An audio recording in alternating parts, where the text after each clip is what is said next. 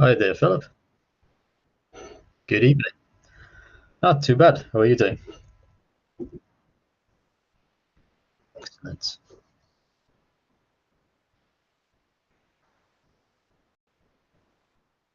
Oh, right. Okay.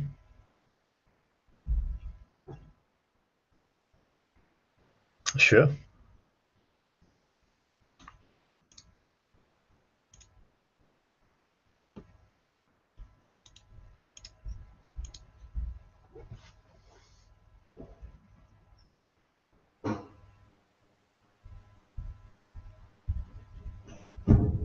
All right. So I've got a slight lag like you thought we would do on the line. Right. So I've told it to transition. I think it's transitioning now. hmm There you go, right. Okay. Hopefully this works and we get to discuss and watch the Mars 2020 landing. That's perfect. Yeah.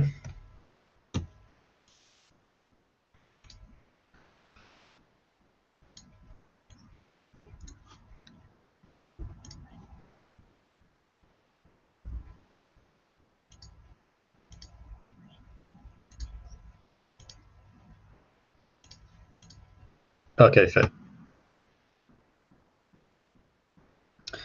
That sounds good. Cool.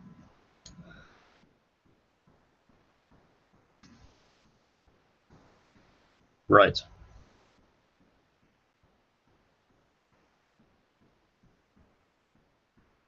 Sure. So there is Nikolai, um, who is also a project manager with me on the Sunfire project. Um, all three of us, we're on the same course, same university, same master's project. He did a placement at Rolls-Royce 2 years ago, where he worked with turbine engines. Yeah, I think that's a good gist.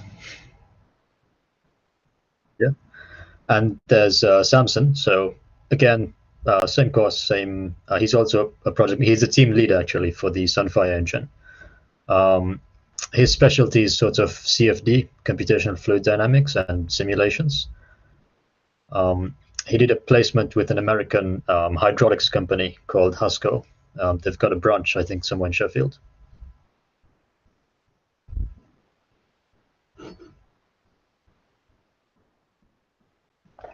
Samson. Yeah, like the biblical Samson. Yeah, I know.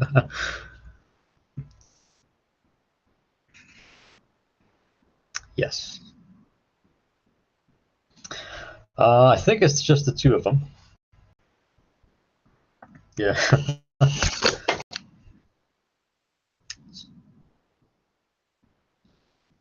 Yeah. Yeah. I've asked them. Could be a combination of both. I've asked the two of them to join at least 5 minutes earlier so that we can make sure everything's good.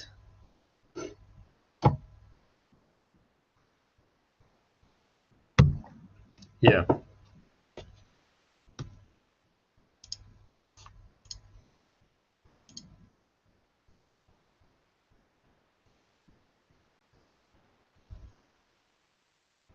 I'm assuming JPL hasn't responded yet.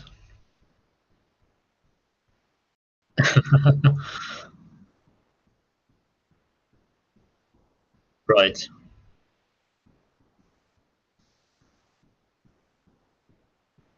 Yeah.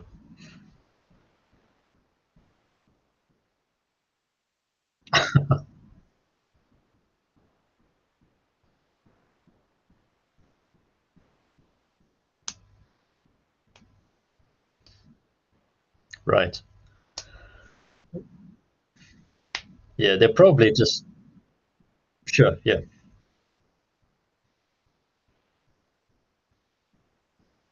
I can, but I think there's a slight delay. A few seconds, maybe.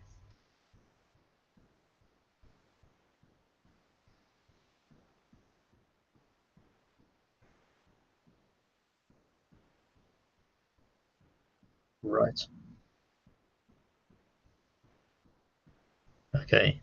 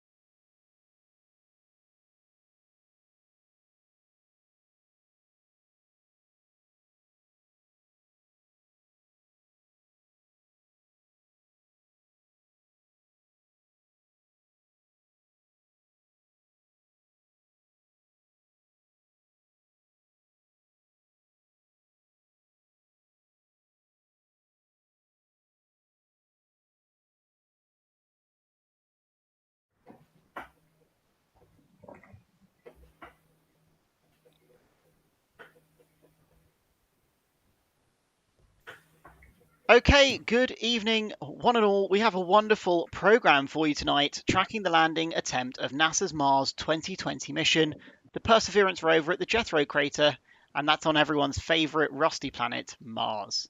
We've got a cracking show for you tonight, and I'm delighted to be welcoming three amazing guests as we go along, as well as some live NASA imagery from the JPL Mission Control Room, and some fan recreations of the 7 Minutes of Terror from our friends over at Scott Manley Hullo Posting on Facebook.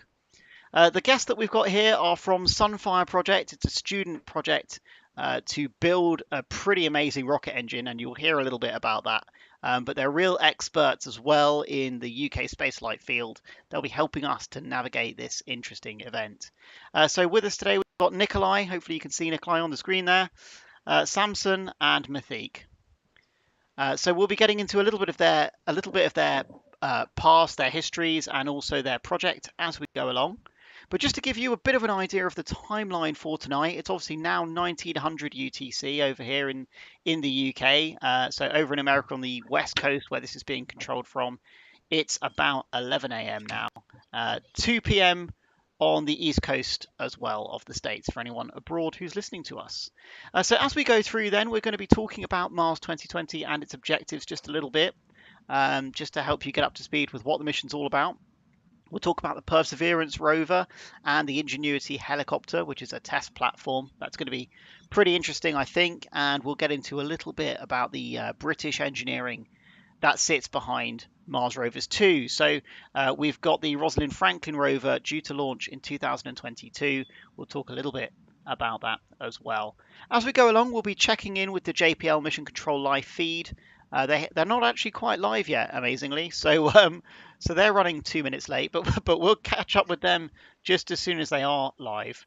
We'll talk about the difficulties of landing on Mars. I just mentioned it a minute ago, the 7 minutes of terror.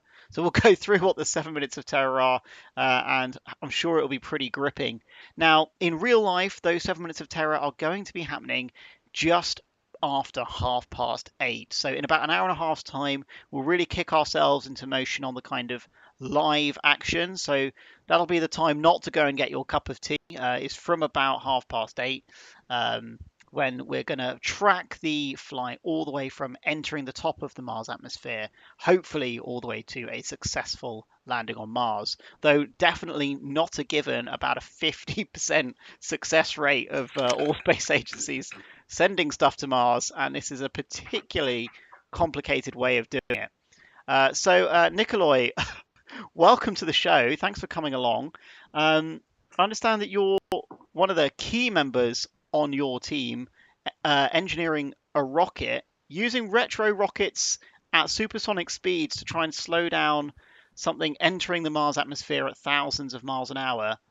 Must be pretty exciting type of thing to work on. How scared would you be about its performance this evening?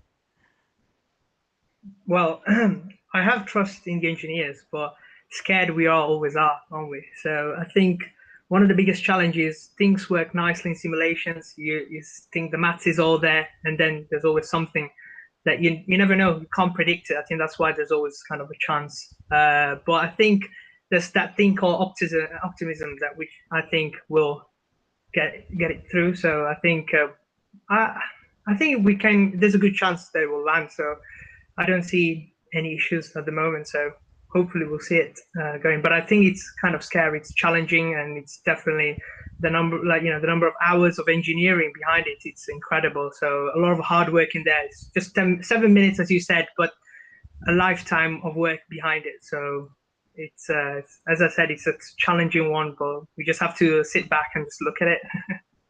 No, absolutely. I think that's a great answer. And obviously, NASA's JPL, who are running the mission today, they've got lived experience of this exact landing technique, haven't they? Atheeq, you've got done a lot of research behind human spaceflight, and I'm pretty sure we're going to be having to do some sort of similar techniques to get humans down to the surface of Mars safely. Do you want to talk us through what you think it will be like to actually deliver humans versus a rover to the surface of Mars? Just while I've just tried to show our audience what's going in the JPL mission control, but their feed's still not really up and running, so we're going to go back to them in a minute while you talk to us about human spaceflight. Well, one thing we can be certain of is when we're landing humans on Mars, we won't be doing it with parachutes because they're simply too inefficient for a human capsule. The last part of the 7 minutes of terror, when the sky crane fires its engines to soften the landing, that's going to be the key technology for landing humans on Mars, something called retropropulsion. And I think perfecting that and what SpaceX is doing at the moment with its Starship program is something that's absolutely key to landing humans on Mars. And I know that NASA JPL have put a lot of effort into this. They've published a lot of research papers based on Curiosity's engines, which Perseverance is using the same platform. Um, I think it's going to be quite a sort of a fiery ride down to the surface, if you will, but hopefully a safe one. No, absolutely. That's true. I think it's the whole thing's going to be pretty exhilarating, if I'm honest with you, when it does come time for people to actually go and visit the surface of Mars. Samson, you're the project leader, I think, of the Sunfire project. How do you think the team that's actually been leading the whole effort at JPL tonight, will they be giving a pep talk to their team? And if you were that guy, what would you be saying? I think that's a really difficult question, but I'll be honest with you. I mean, I'm sure they have a great team, probably in the thousands if we're talking numbers. But I think what I would say is I think you can kind of probably see the relation SpaceX or NASA or any private space industries as the kind of ambition or the goal that you're trying to achieve. Sometimes I feel like the similar approach that we took when we started the project is like, do we have the right team? Like, are we picturing the same picture? Are we aiming for the same thing? Because when we started the project, we used to all say that, this was very difficult. It's very small, but for us as students, it's really ambitious, but risky. But what we ended up saying is like, our goal is to see Mac diamonds come out of our engine. And that kind of, as soon as you paint that kind of picture, it becomes bigger than the project. It becomes bigger, something you want to see, something you actually can grasp. And I'm sure they've done this a number of times. What I would say is, in terms of Mars landing, there's a great summary in NASA. You can find it. It's called The Difficult Road to Mars. Mm-hmm. And it really it's a big reader, but it really kind of outlines the difficulties NASA went through, starting from Project One up to recent kind of grounded achievements with rovers. I think I'd recommend that if you Google The Difficult Road to Mars. I think it really kind of outlines the Mars exploration by the Soviet Union. I kind of like it, but it kind of gives you an overall picture of what kind of things you might expect when you're trying to do things like that. No, absolutely. That's a really good point and a really good suggestion as well. And while we're telling people to go and Google stuff, I should just remind you, you'll find Giant Leap on various social media channels using hashtag GiantLeap, or go to giant-leap.space. If you want to know more about us, don't forget to like and subscribe. If you're enjoying this feed, it will hot up a little bit towards the end of the show. So we've just talked about Russian space exploration, and of course NASA's making a big deal about how the Ingenuity helicopter is going to be the first flight on another planet, which isn't quite true, is it? Atheeq, what can you tell us about other flights that have happened to planets that the Soviet Union did? Well, the Soviets, as far as I can tell, they have had quite a successful history of past programs. In fact, for most of the space race, the Soviets were actually leading in interplanetary exploration with their Venera probes on Venus, their probes on Mars. They were actually the first to reach the moon. And I believe the Soviets are still the only nation or the only entity to actually operate within the atmosphere or the surface of Venus. So they've had quite a lot of success, but I believe Ingenuity will be the first helicopter type craft on Mars. So hopefully, looking forward to it. NASA JPL has been saying there are a lot of unknowns with operating a helicopter on the surface of Mars, which is understandable given it's the first attempt at this version of doing it. But hopefully that should be interesting. No, absolutely. I think it's the first. They're probably calling it the first powered flight on Mars. Off this planet. It's the first powered flight. I don't know if you guys feel that the Sky Crane itself counts as powered flight, but I think we'll give them that one. It's going to be very, very impressive. We've got a video actually to show you all later regarding how that helicopter was developed and how it works. So that should be quite an exciting view. And for anyone who hasn't seen it, we're talking about a helicopter which is to be underslung underneath this rover, which is the Perseverance rover. And when it lands underneath this rover here, it's just this little black box that gets dropped on the floor. So quite unceremonious compared to most things in the spaceflight industry. Normally things are, obviously, we're used to seeing clean rooms and people being very careful and very gentle. Not so with the Ingenuity helicopter, which weighs just over 1 kilogram. So it's a pretty small, fragile looking thing. But for something that's done some interplanetary space travel, it's actually pretty hardy, which I think is pretty cool. I do believe it has legs to cushion its landing, so it hopefully shouldn't suffer any damage from that. Yeah, certainly. Once it sets itself up, it does, doesn't it? So I think it pops off a black cover. I'll see if I can find an image actually for everyone who's watching. It pops off this little black cover, and in quite a cool way, it kind of flips down its legs, which have been formed so that there are no, although they're moving parts, they're not powered parts, which is quite clever. So I had a suggestion. I always think that, you know, if there's the advancement that the Soviet Union has done so far, kind of collaborated with NASA's own advancement in space technologies, I feel like I think we would have accelerated an enormous amount, because I feel like companies like SpaceX are like an entity that are private. And they kind of are bringing I feel like the world together. And you know, like, Soviet engineering is great. I mean, for our project we've tried to got some recommendations in books that we couldn't read and read to translate for some systems we were just designing. But I think if we any collaboration for space exploration, I think would have accelerated a giant amount. I don't know. I always think collaborations between big institutions can accelerate a huge amount of exploration that we're doing. Absolutely, I think that's a really good point, and very well made. You know, and the mission for this rover and this helicopter, it's pretty ambitious. It's described by NASA as the Perseverance rover will seek signs of ancient life and collect rock and soil samples for possible return to Earth.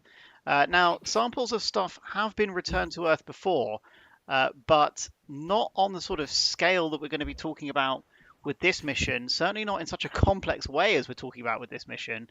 It's really quite impressive what they're going to try and do: collect samples, boost them up into the orbit of Mars, capture that, and then fly them all the way home for analysis back here on Earth. I think that's pretty impressive, to be honest.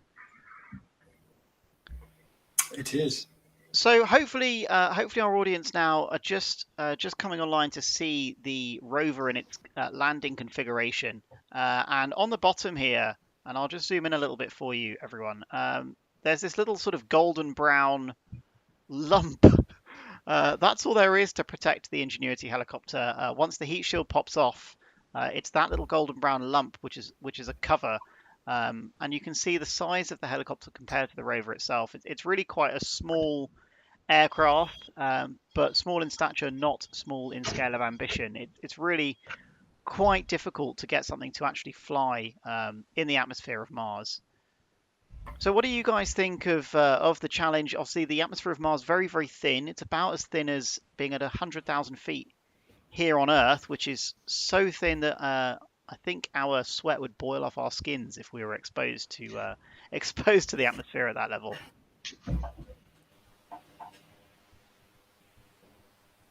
Yeah, I mean, it must be a pretty big challenge designing something for an atmosphere like that. I know scientists and engineers were talking about the having to design very large rotor blades because you have to get as much lift as you can, and you can't design it based on Earth's atmosphere because Mars is so much thinner, and you need a higher area to get more lift so that the helicopter can perform as it should. Fortunately, the physics of that is more or less well understood by us. It's quite well established aerodynamics, so hopefully they've gotten that part perfectly right.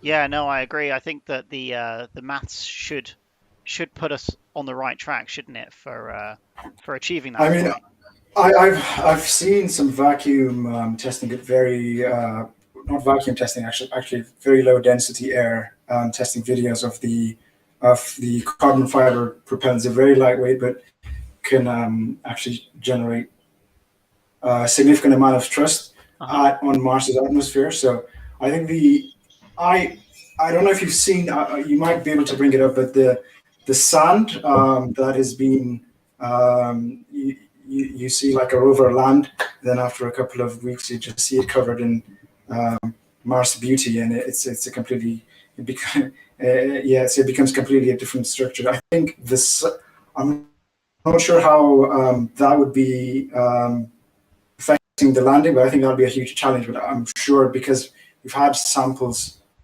that are brought back and have been tested, is something that's probably implemented for that as well. But I think that is going to be a huge challenge while getting to touching down, as well as staying on the ground and for the exploration as well.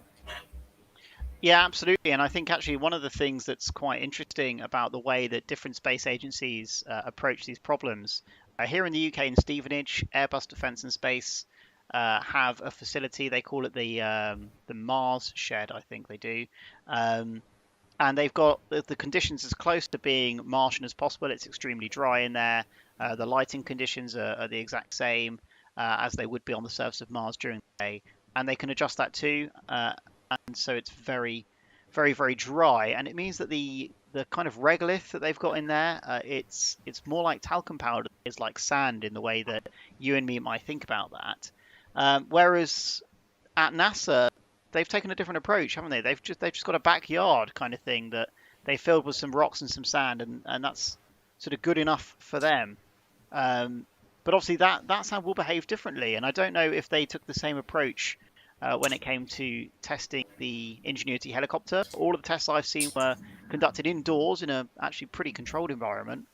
It will be interesting to see what happens, but of course they wouldn't be able to fly the Ingenuity helicopter outdoors because the atmospheric conditions are just so different from what it's designed for. Yeah. So, I always think like any. Go ahead, Atheeq, sorry. No, I was just going to say I've managed to find a picture of the Curiosity rover, which is obviously the sister unit to the rover that's going to be landed today, covered in sand, which is what you're talking about. So I'll try and pull that picture up. Yeah. A recent post I've seen, I think it's going around. I was just about to add saying, I think we've got the capabilities to simulate planetary atmospheres. So, but in terms of how accurate it is, you're always thinking simulations will not be as good as experiments. But when you actually try to do some experiments, what you tend to find is how can you actually replicate the phenomenon that's actually happening. And as you said, different companies will actually choose different approaches on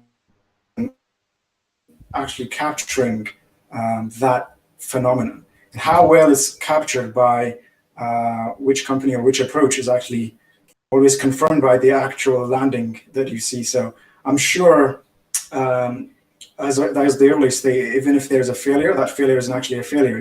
It will generate some data that actually would enforce the learning that's going to happen for the future landers to develop. And even if it doesn't fail, and if it's successful landing, it actually solidifies the experimental model they used, and they still can do a lot more improvements as well. But as you said, one way is not the only. There's not only one way of approaching this kind of problem. There are multiple, and they might all be right as well. They might give out the same result. Yeah, that's true, isn't hopefully it? The landing. Sorry, carry on. I was going to say, hopefully, when they land, we'll see which approach is fruitful. Yeah, and it's worth saying, isn't it? Just as Elon Musk has been very famously talking about the Starship test flights as experiments, and it's okay for them to fail. Similarly, the Ingenuity is a test platform. It's not necessarily intended to be a mission critical unit. It's there just to try and prove if we can get powered flight to work somewhere else. That's a good reminder to say hi to any children that are out there, and if you're excited about what's happening tonight, then so are all the adults in the call. I have to say this is extremely exciting, and if you're not sure how often humans get to send stuff to Mars, it's not very often at all. So once every 2 years there's a window, but it's not necessarily a window that we get to use. This year it's super exciting because 3 different missions have all arrived on Mars this week, and NASA's Rover mission, the landing that we're all tracking today, is the last of the 3. The other 2 executed successfully their final maneuvers for the week. We'll all be tracking lots more stuff that they're going to be doing in the future, but as far as the exciting stuff goes, this is going to be it for this week, and this is the real big finale. We've already talked about rockets and sky cranes and parachutes, and it's really quite an exciting time. So if you're not used to learning about space travel, this is a great way to start learning about space travel. So we've talked a little bit about the mission of the Mars 2020 mission, the Prosperity Rover, and the Ingenuity test platform. Now it looks very visually similar to the Curiosity rover that came before it, that we recently just flashed up on the screen. In fact, I think I might put it back up on the screen because JPL's mission control is not exactly a hive of activity right now. So that's the Curiosity rover.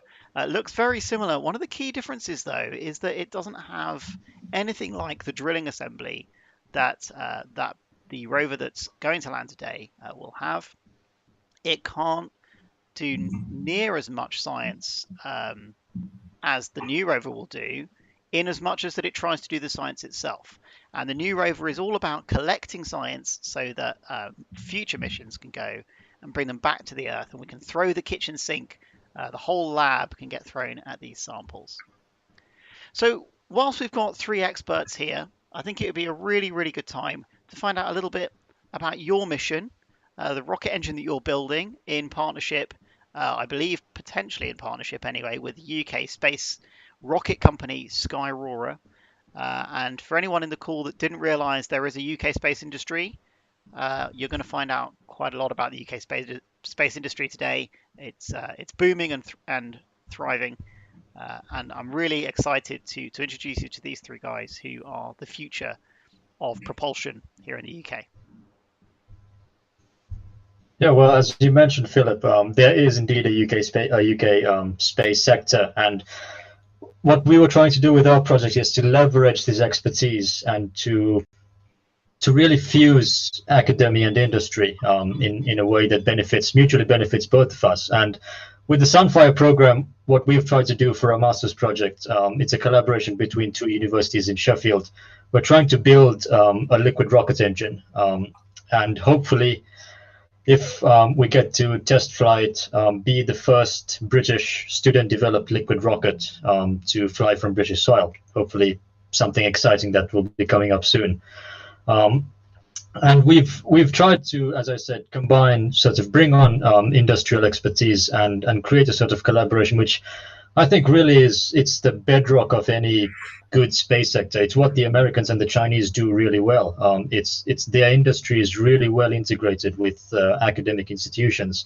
In fact, in China, even the probe you mentioned recently, that I believe is called Tianwen, which entered Martian orbit last week or the week before. It's built by Chinese universities, most of the components, most of the sensors, even propulsion systems, things like that. So I think there's a really good opportunity here for the future of the British space sector in this sort of academic industrial collaboration. And we're sort of setting up a foundation in a sense for that, and we hope it continues after us, and it becomes stronger, and it fosters in a much better sense. No, absolutely, and I think that's a really inspiring way to look at it as well. There are at least several students that have been on social media over the last couple of days celebrating the fact that their research projects, are actually currently in the belly of the Perseverance rover, due to land on Mars, on the surface of Mars, in just over an hour's time as well. So hugely exciting time to be a student. I think this proves that there's a real contribution that could be made to science whilst you're still studying and still developing your own skills.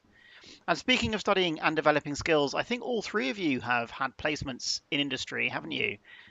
Samson, can you start us off by telling us a little bit about the placement that you did and what you gained from that? Sure. Yeah. I was able to do two placements, an internship and a placement. The first one was, funny enough, my kind of approach to choosing placement was to actually be specifically out of the aerospace industry. So I actually went outside the industry to actually find placements. And the first thing I did was it was a 3 months internship for a company called a German automotive mechatronics manufacturer called Kostal. Yep. I worked there for 3 months as a student engineer, and I think that kind of started for me actually understanding what you learn at uni and how you actually apply it to the real life projects. So I got the opportunity to work with really fancy cars like Bugatti. No, sorry, not the Bugatti. Some Rolls Royce, Aston Martin, Land Rover. Didn't do a lot of work on it. There was very small prototype production unit, 3D printing for new Megatronics quotations to basically to land a new customer. And that kind of gave me the sense of how actually industry operates to secure a market completely a different way. It also showed me what kind of prototype modeling and things like that, 3D printing and things like that. I'm really sorry about my background noise because of the COVID-19. I'm at home, so probably hear quite a bit of background. Let me just take care of that. Until then, if you guys can take over. Yeah. Do you want me to go, Atheeq, or? Go ahead. Yeah, sure. Yeah. So I did as well, like Samson. I did an internship and a year in industry. So my first placement was at Sri Lankan Airlines. So I think that was a great opportunity.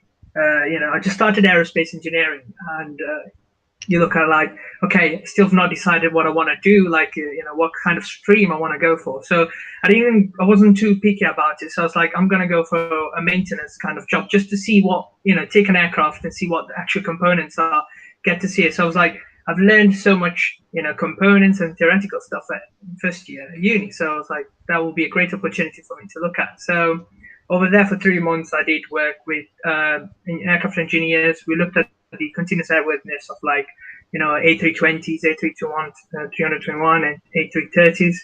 And also I get to work on different departments, like for example, non-destructive testing workshops, wheels and brakes, engines as well. So I think composites and looking at avionics in general of the aircraft, and that one gave me like kind of the passion for engines. I was like, yes, I want to go on the propulsion side. So when I come back to the UK, I'll be looking for gas turbine companies, and I ended up working at Rolls-Royce for a year. I worked as a product definition engineer, so I was looking after the drawings and the modelings of turbine blades. That was a great experience. CAD modeling, working with design engineers, aerothermal stress engineers as well. And then while I was on placements as well, I realized actually, I like CAD, but I think I developed a great passion for thermal fluids as well. So I also managed to get another second placement working as an aerothermal engineer, and I was given a project to work for. And I think I realized after 3 years, like, I want to go into the thermofluids kind of career. And so when I came back as well, I decided to my dissertation as well on the same topic on turbine blades, film cooling. So I think doing a placement was a great kind of opportunity, because the difference between learning something at uni and placement is that you actually get it to apply. You get to see real actual work on it, and you can get to work on it. You get so much, like, networking, so many skills to learn, from software skills. Also, you get to work with so many interdisciplinary kind of subjects and people. So that was a great opportunity. So I think that's my story from the placement perspective. Yeah, absolutely, and it's interesting, isn't it, how you can do placements in related fields, maybe fields that don't feel so related the very moment that you're doing them, and then you all find yourselves at the absolute cutting edge of the space industry, certainly of the UK space industry, building a liquid rocket that's based on the exact same principles as one of the front runners in the UK's commercial rocket launch industry. And I think your placement was one step even further removed, and yet that's still true. It was, yes. So I did a placement with a marine engineering company in Chesterfield called Cathelco. And I think the biggest thing I took away from it is it doing a placement in a different industry really challenges you in a quite a good sense. Like, if you take perseverance as an example, in the aerospace industry, a key important factor is minimizing weight. If you're launching things into space, even if you can take one bolt out of it, it's a good saving. You'll be rewarded by management. Well, as Elon Musk says, the best design change is an emission. Exactly, yeah. But in the marine industry, on the other hand, it's a completely different set of requirements. You don't care about the weight. These ships weigh crazy amounts of mass. It's saltwater corrosion, and if it's a military vessel, it has to withstand ridiculous amounts of forces. And that really, so it develops you as an engineer, because you work to different requirements. You develop a completely different view of solving engineering problems, and I think it's a really good asset to have, because it makes you quite adaptable to different circumstances. Absolutely, yes. Well, thanks for the insight into the way that you guys got into the space industry, and I hope that makes it very clear as well that cross-pollination of ideas into the UK space industry is one of the real things that gives us diversity, and it helps to make us the world leader that we are.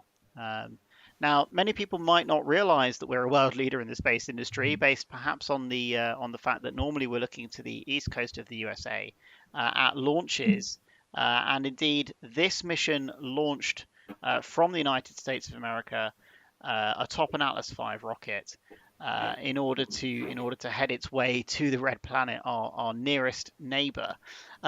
But there's a lot more to the space industry than the launch industry, isn't there? And in the UK, we're very, very good at making subsystems. We're very good at making satellites in their entirety and sensors. And indeed, some of the whole point of why this mission's going to Mars, let's remember, is to do science. And it's UK scientists who are among the top scientists in the world that are actually going to be analysing the data that this mission has been sent to go and collect. The Natural History Museum here in London is one of the three foremost organisations that's going to be doing the science on the samples once they're returned, and they're going to be helping NASA's Jet Propulsion Laboratory, JPL, work out exactly where they need to do their drilling, what samples they need to take, so that we can get some really great science. And I think that's a really good example of how the world can work together towards one common goal. And although JPL will be celebrating with their stars and stripes, as you can see on the wall there, it's a genuinely international effort, which is really impressive. So too is the case for UK launch companies. UK launch companies have a lot of engineering going on outside of the UK, and actually that's one way in which your project, guys, is helping to drive the UK space industry forward, because this is going to be designed, developed, and built here in the United Kingdom at your facilities at university. How much help are you getting from the UK launch industry, and is it just Sky Rory you're talking to, or have you spoken to any of the other big players? Well, as you mentioned, we do so much in the UK in terms of satellites, everything else. But I think a key factor that we have been sort of relatively behind in terms of the space sector is launch vehicles. We obviously developed Black Arrow, a great rocket with a flawless engine that never failed once, the Gamma engine. However, we abandoned the Black Arrow project after one launch, and the UK hasn't had an orbital capability since then. And what companies like Skyrora and Orbex are trying to do is to return this capability to the UK, which I think it's very important from a number of factors, especially national security. You know, being able to launch British payloads on British rockets from British soil is a very important thing. And also what we're doing is sort of laying the foundation for something to progress in this sense. Skyrora's rockets use the same propellants as Black Arrow did, and by a good coincidence of factors, our engine uses the same propellants as well, kerosene and high test peroxide. So we looked at a lot of different propellants. We came to this choice considering a lot of different things, and Skyrora happened to have the same choice, so we went to them. But I think the road really is open for a lot of collaboration between academia and industry. And I think a sort of national effort in this regard would really help both sides. Yeah. I just would like to add on something about the space industry. I mean, it's actually true that the UK space industry is actually gigantic. The one thing I think keeps me engaged in the future of the space industry, that 10% of the overall world market, the UK is planning to get that share by 2030, and that kind of gives us around 400 billion pounds, and that's a lot of money. So for me, I think that there is an industry, so there is this is something I can be part of. This is something I can look forward to, and the project that we're doing is kind of aligning ourselves and the students that are involved. I know it's just us three as the postgrad students that you see, but we also have a number of dissertation students. We also have a number of first year students, second year students that we are actually trying to get enough experience so that they can actually take over this and grow the project as well. So in terms of this industry, the fact that it's actually big right now and is actually getting even bigger is, I think, a really, really good future for anyone who's aspiring to be in the space industry. No, I think that's absolutely true, isn't it? And speaking of people and people aspiring, it's not just little helicopters that we're going to be sending to Mars. Lots of people talking about the Mars generation. Indeed, some people might describe the three of you as being in the Mars generation, the first generation who will actually step foot on another planet. Quite an impressive, quite an exciting idea. From your perspective, what's the point in sending humans to another planet? We're good at sending robots, we're good at sending helicopters, and it's safe. Atheeq, human space flight's a real passion of yours. It's an area you're very knowledgeable about. What was the benefit of sending astronauts to the moon? Well, the Apollo program paid perhaps the greatest dividend out of any single project that the United States has ever undertaken. Perhaps the greatest gift of Apollo is in inspiration. It's invaluable. You can't put a price on that. Every student around the world, every child who looks up and says, one day I want to do that. One day I want to work on those rockets. One day I want to work on the moon. That's invaluable. You can't, it's priceless. That's the greatest gift of it. And in terms of, there are lots of other factors. There's the spin-off technology. So, systems that were developed for Apollo. At one point in the 1960s, half of all integrated circuits that were built in the United States were used on the Apollo program. So, it was a huge revolution in computer technology. Scientific research, the samples that were brought back from the moon helped us to learn about the history of the Earth, and about how the Earth and the moon, got to the position that they are today. So I think human space exploration really, it gives us many things, but perhaps the greatest is in its inspirational value. I think I agree fundamentally with Elon Musk when he says a future where we are an interplanetary species out there amongst the stars is fundamentally more inspiring than a future in which we are not. And I think that's a good thing to look forward to. I think that's absolutely true, and it's worth remembering, isn't it? Especially for those who might be questioning the expense of these kind of missions, that the science that humans can do and the ingenuity that humans can show when we go and explore, rather than send robots to go and explore, we can do some really groundbreaking science. And I heard recently that when the Apollo missions did some experiments on the surface of the moon to measure the pressure exerted on a solar sail, that was one of the most accurate solar sail measurements to be taken right up until some point in the early 2000s. So that means that those measurements were the most accurate measurements in science for 40 years. And that's just because we were able to send people there, do the experiment, monitor it, and bring that science home. And I think that's a really important point, isn't it? That if we send as many multi-billion-pound rover missions as we like to Mars, we have to pre-guess what they're going to find so that we can put the right sensors onto those rovers. Humans come built in with quite a few sensors of our own and a really good AI built in to help us analyze the data. How much more science do you guys think we would be able to do if we had humans controlling the missions on Mars?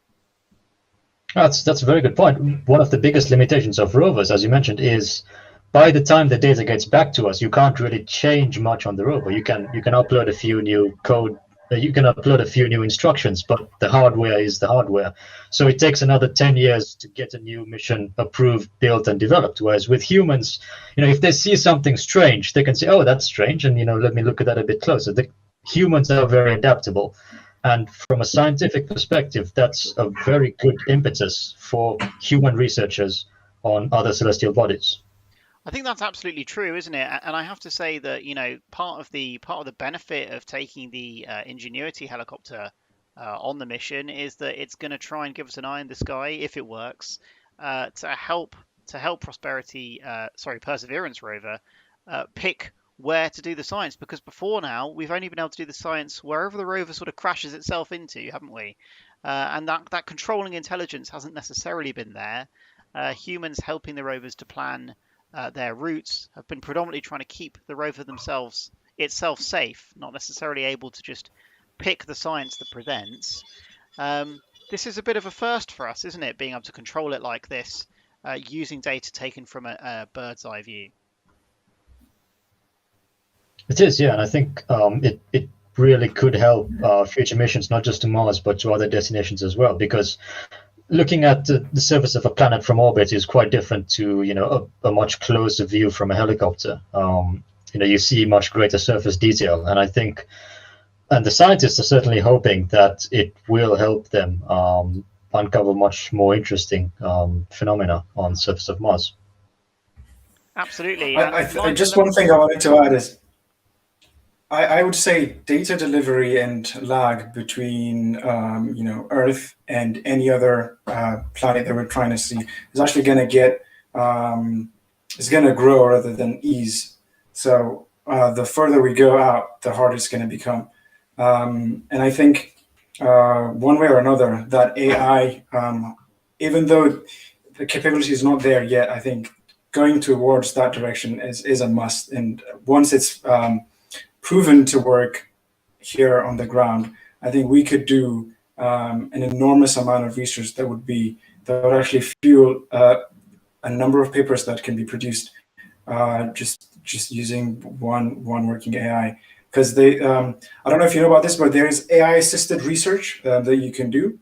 So there's a company, I forgot the name, but you can give it a 300-word description of the search you're trying to make, to the research you're trying to make, and it'll produce you the relevant amount of information and data and all the literature review, experiments, colorations, and everything like that. But every instant that a person uses that, it actually improves. So I think things like that are going to happen very soon. They're going to exponentially help us get our science on the way. Yeah, I think that's absolutely true, and certainly in the mission that you and your team are ongoing with, live telemetry, ability to actually manage the data that's coming in and understand the data that's coming in when it could be, if we're honest, quite far from nominal at times. That's a really big deal, isn't it, to being able to save a mission if there are times where that mission might be actually perhaps in jeopardy. Yeah, I mean, the confidence for an AI system to make a decision of a scenario that is going wrong or is actually missing the objective may be very difficult, but I think you can kind of get a probability distribution of if a scenario is to occur, something similar to that Tesla is doing. Just if a scenario is to occur, make this decision based on this. And I think sometimes it would be really costly if you can't make those decisions at the right time. And the time lag that we have between instruction delivery to Mars may cost us an experiment, or it might cost us the whole vehicle. So sometimes those decision makings would probably be highly beneficial. I think that's a really, really key point, isn't it? Because this idea, and we mentioned it right at the beginning of this broadcast, which is brought to you by GiantLeap.Space, was that about 50% of missions that go to Mars never make it in one piece, and several of them haven't lasted their full lifetime. When each mission costs several $billion, anything you can do to improve its chances has got to be worth the money, hasn't it? Exactly. It might be a small change in the mission objective that the system can, essentially make on the go without human interference. I think that's. But having that confidence for an AI system to actually be able to do that is probably going to be. I mean, as you know, this is like a well-known fact that the aerospace has been feeding technology development, even though if it's from defense or privatization of space, like what SpaceX is doing right now.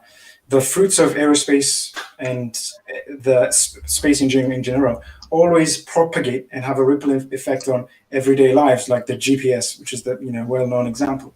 So the money that we invest on those very high-level technologies will probably at some point come down in the same way that GPS is on our hands right now. So we might not see the impact right now, but as you said, it will probably accelerate well-being for us as a species. That's a pretty fantastic point, and it's funny, isn't it, that right at the cutting edge of modern day life, Starlink, obviously the SpaceX broadband satellite constellation, the UK has owning a controlling stake in OneWeb, which is a competitor firm doing a similar thing, different orbital mechanics, but I don't suppose that matters. Really, it's doing the same job. That's the cutting edge of communications technology, broadband to anywhere in the world at speeds faster, certainly faster than we're experiencing on tonight's live stream. I've got to apologize if anyone at home is having some issues with the live stream, but we'll battle on. Now, SpaceX is already talking about putting a Starlink constellation around Mars. Yeah, I mean, we talked about the communications delay between Earth and Mars, and the laser links that Starlink satellites not yet have, but will have in the next generation. That can really cut down the communication lag between Earth and Mars, or even between Earth and the Moon. I think the projection was you could cut it down to about 2 minutes between Earth and Mars, which is quite impressive. So when we do send humans to Mars, I think Starlink around Mars or something similar will be absolutely crucial. Yeah, that's right. And I think this is a good time to remind everybody as well that the communications delay means that no part of the landing that's going to be taking place quite shortly now, no part of that is being directly controlled by a human. It's entirely autonomous. And hopefully on your screens in front of you, you can see an infographic by friend of the channel, Tony Bella of tonybella.com.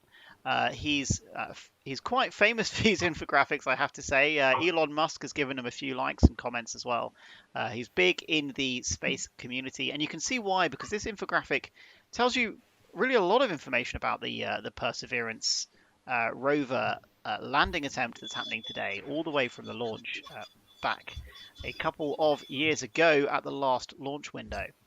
But navigating our way down through the thin but still thick enough to be troublesome Martian atmosphere, firing retro rockets, finding a safe place to land using all of the many sensors that are on board, and finally lowering gently down to the surface of the red planet is quite a feat, even of automation for today, isn't it? And to think that we did that back in 2017 as well in the same manner, it's quite impressive, because if I think about the iPhone that I had in my pocket in 2017, cutting edge technology back then, I definitely would not have trusted to deliver my multi-billion-pound rover onto the red planet. I mean, it would be a matter of time where we probably will have something similar on our phones, as you said. It'd be very cool to have that in a few years' time. We might not be able to. I hope I'm still here to see that happen. And I think, I don't know, technology development is really accelerating, so we might be lucky enough to see that. I think we are going to see that, and we're looking at the screen now of an epic journey, certainly a journey of epic proportions for this little robot. People often describe them as being about the size of a small van, which I'm not sure is that fair. It's a pretty hefty beast, and I think that's quite an American idea of small van.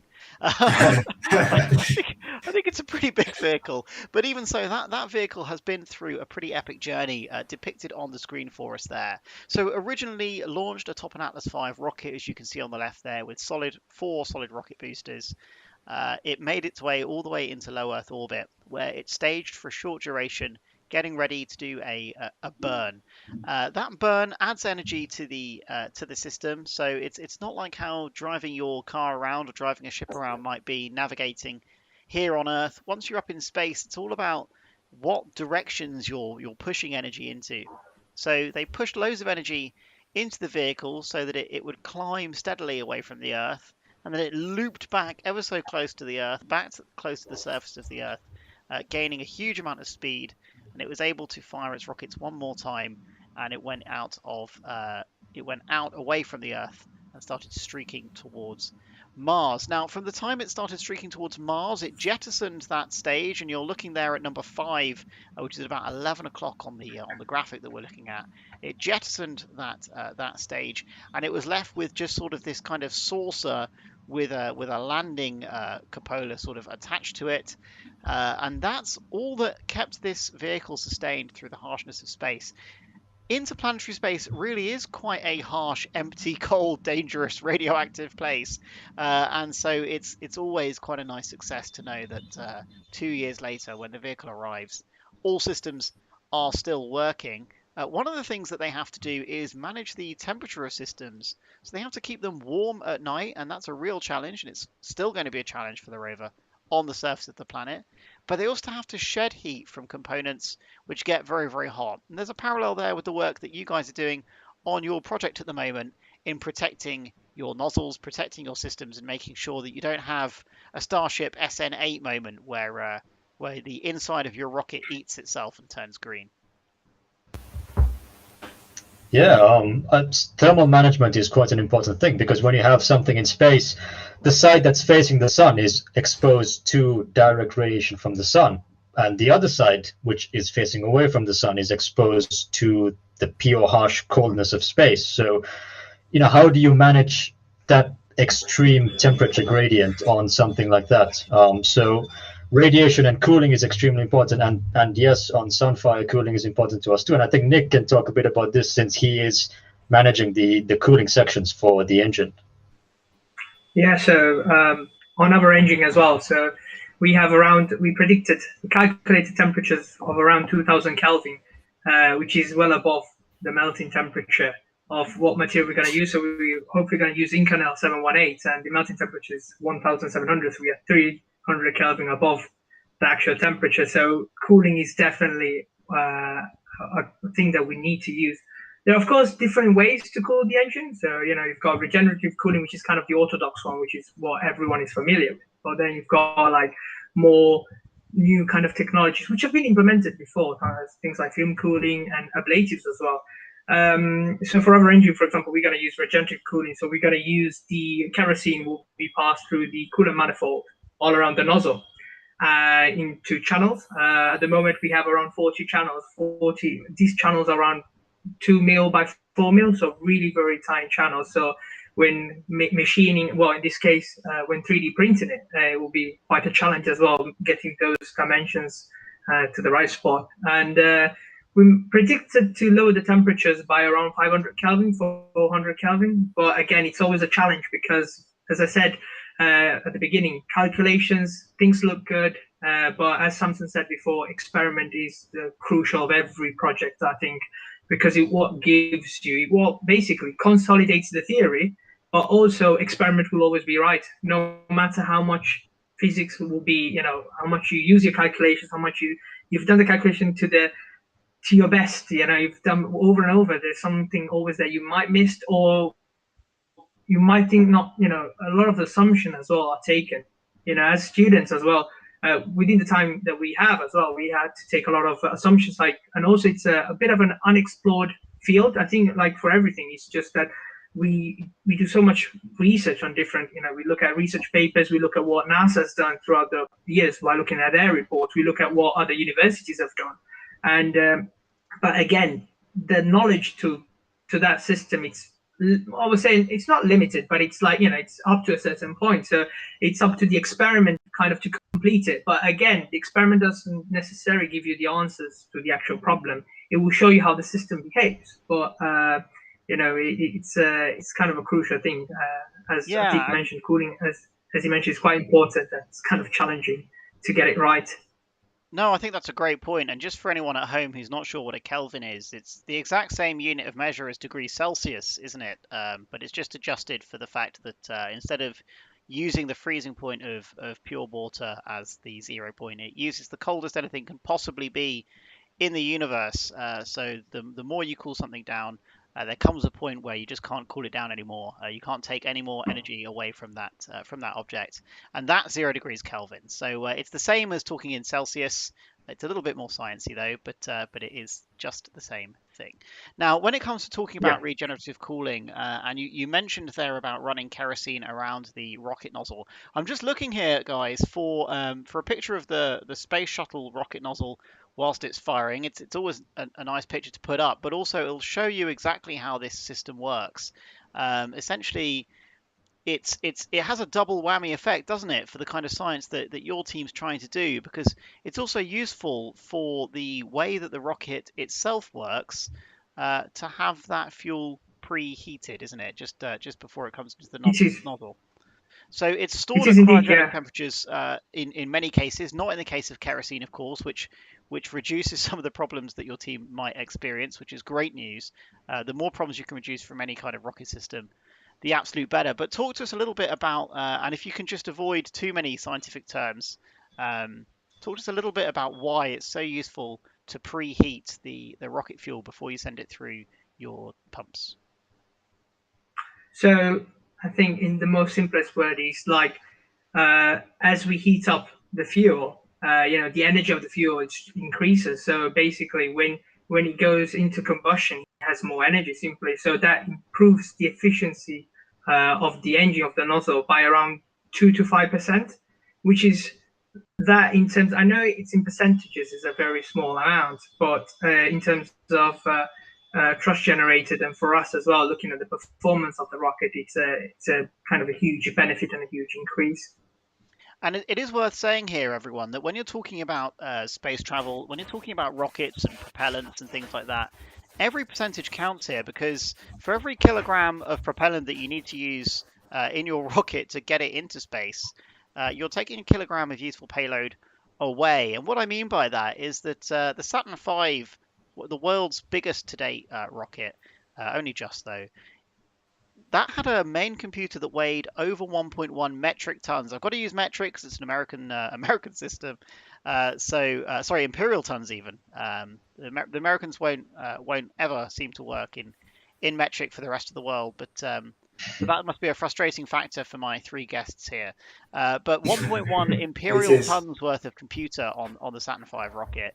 And if we were to offset that with a computer today, and I was speaking to an expert about this just yesterday, they told me that my smartphone sitting on my desk, and not an advert for it, but it's a Samsung Galaxy. So it's a pretty normal phone. It's not the world's most powerful phone. That smartphone is significantly more powerful than that 1.1 ton computer. And so we could replace it. We could have built the Saturn V today with this powerful computer that we're all carrying around in our pockets. And we could have taken a ton of extra stuff up to space, quite literally a ton. That's pretty important when it comes to thinking about how much mass they have to try and strip out of systems. Earlier on, we looked at the Ingenuity helicopter. I described it as looking quite fragile and being very small. It weighs less than a kilogram.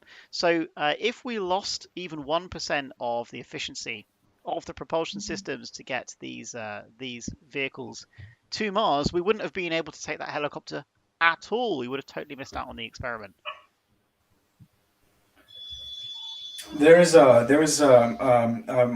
I'm sure many of you guys may have read the Elon Musk's biography, but something that is really significant is when they were early days of SpaceX, the biggest hurdle in terms of electronics was the approved electronics that can be used in space flight were very highly regulated, had to go through a number of tests, but they had big downsides because they were constrained in a number of ways due to safety. What SpaceX tried to do was saying that is a valid concern, but currently the technology we use on our phones have advanced so much the safety concern should not hold us back. So there was a number of things that SpaceX did where they actually used existing technologies that you can find. The hardware can be found in a number of platforms. Very, very reliable electronics that we're currently using. So they actually had to build something bespoke at SpaceX and actually compare it to the existing high safety, high reliability components, and they had to beat the existing technology every time. And the technology we have right now actually doesn't just beat it, it actually surpasses that. And I think that was the biggest development that SpaceX actually contributed. And because they were a private company, they could do that. But it was a big no-no when they first approached companies. But so that is, I think, that's exactly, I think that kind of puts it in a box. I think because they took this approach, it gave them a giant leap on weight saving, reduction of the system architecture, how complex it has to be. In a recent podcast, Elon Musk was asked, like, for the Tesla AI system, how long is your code? And he basically gives a very short answer. It's not really that long, because as the technology improves, the simplicity increases with reliability and efficiency, which means you actually can get better technology, better performance, better output, and you can achieve more with the technology you have. I think that's absolutely true. Actually, isn't it? And it reminds me of inspiring. That reminds me of a great Elon Musk quote, which I think exemplifies new space, where he said, "The only thing you can't change are the laws of physics. Everything else is negotiable." And it's funny you should say that, because I was speaking to someone about imaging as well, and as you guys maybe know quite well, if you go somewhere that's a little bit too far away to look at something, you can't resolve it. We all know that when you're looking into the distance. Some of that has to do with the physics of light, but the kind of systems that they're putting in your smartphone these days to help you take better photos than your smartphone could take 2 or even 1 year ago, it's because they're putting algorithms in there to help the phone work out how to beat physics, which is a pretty strong claim. So I'll back that claim up right now. What it does, it takes lots and lots of photos, it stacks them together, and it works out the level of data that would exist in one single photo, which you wouldn't be able to do because the physics of light, the wavelengths of the light, mean that objects closer together than a certain distance cannot be resolved once you get a long way away from things. And so we're even working out how to beat physics now. On your screens in front of you, you can see the service module and the aero shell for the lander and the heat shield there at the bottom in the yellow. Now, occasionally when we're putting up the JPL feed, they're good enough to show us what that looks like as it's hurtling at the moment towards the Martian atmosphere. It will be arriving at the Martian atmosphere in about half an hour's time. So hopefully these JPL guys are gonna start giving us some more useful pictures than of just people staring at screens. And we can't even see what they're looking at on the screens at the moment. So hopefully they'll sort that out for us. But what you're looking at here, this is the configuration that has been moving through space for the last couple of years. And on the right-hand side there, we've just split that out for you. So right at the top, you can see there's that sort of coaster, if you will. That's the service module. That's going to get dumped 10 minutes before the spacecraft enters the Martian atmosphere, which is known as E-10. So you might hear us use that phrase in about half an hour's time, that will be at E-10.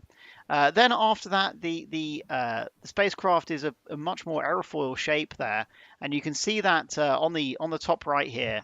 That's designed actually to provide some lift. So the spacecraft itself is a primitive sort of a wing. The thin Martian atmosphere that does exist being used to provide lift and provide even more slowing down than would be capable of if it was just a blunt object.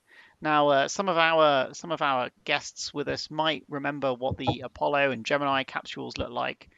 They were all modelled off a very blunt heat shield, and that was designed to provide them with some protection from the heating from the re-entry. Here they've gone for a slightly sharper design, and that's because they're trying to create these lift characteristics. So that's a pretty useful thing that they've come up with, a bit of a development in spacecraft design there. In the middle of the image on the right, you've got the Sky Crane, and I think it's probably just about time that we gave the Sky Crane the attention it deserves. This is a very impressive piece of kit, and as you can see there are 8 rocket engines on that Sky Crane. This has travelled through space for 2 whole years, been hurtled through re-entry heating, where it will heat up to hotter than the surface of the sun, and then eventually it will light 8 rockets simultaneously, and if any of them don't fire, it's going to spin out of control and it will be an absolute game over end of the mission. Again, no opportunity here for a human to intervene. It'll be 7 minutes till a human knows if anything's gone wrong on the descent, so it has to work perfectly, 8 of these engines firing. To be fair, I think it's going to fire 4 engines and then 4, but still, if any of them don't work, it's game over for the mission. So a very, very important moment. Now that's going to take it all the way down to about 20 meters off the ground, at which point it's going to gently lower the rover in the configuration you can see there on cables whilst hovering. A hovering rocket, I don't think most of us have ever seen one of those before Curiosity did the same maneuver. Now, of course, SpaceX making hovering rockets look commonplace, but it's still very difficult engineering. And I don't know if you guys have put much thought into just how difficult it would be for you to use your propulsion systems with that level of control. How hard is it to know exactly how a rocket's going to perform after all that time in space? Well, one good thing about being NASA and having all of that history is, you've been launching rockets for quite a few decades and you have a lot of data to go through. In the beginning, if 1 out of every 2 rockets would fail. The early Gemini and Mercury astronauts would watch in horror as, the rocket that was supposed to launch them the next day would blow up on the pad today. But things have gotten better. Things have gotten much safer. And we can today, with fairly reasonable accuracy, predict how various fields behave in space. There have been decades of research by various European, American, Soviet laboratories on how, various fields perform.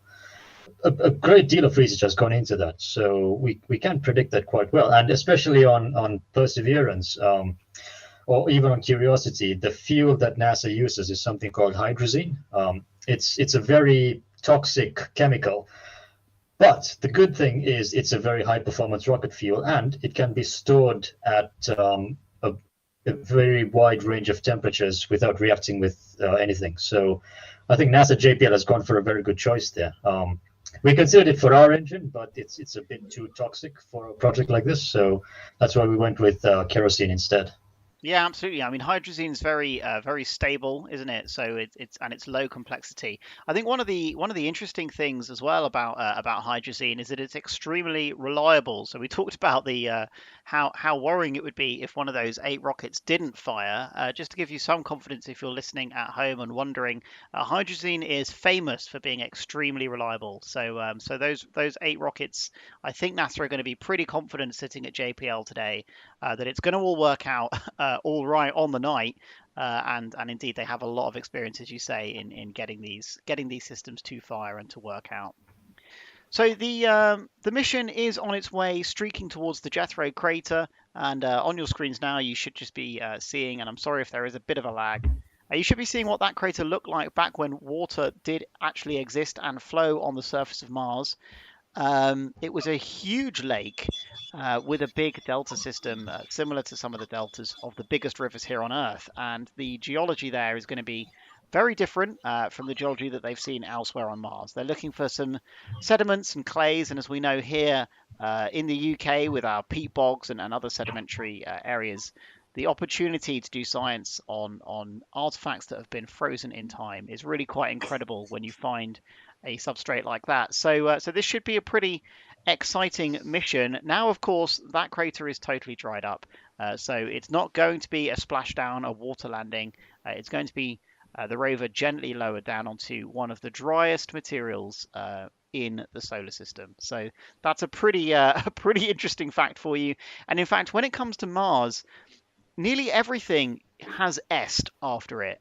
Mars is a special planet for having the biggest of things. It has the biggest dust storms in the solar system that can engulf the entire planet. The biggest volcano in the entire solar system, despite the fact that Mars is a small planet. The very biggest volcano of all exists on Mars.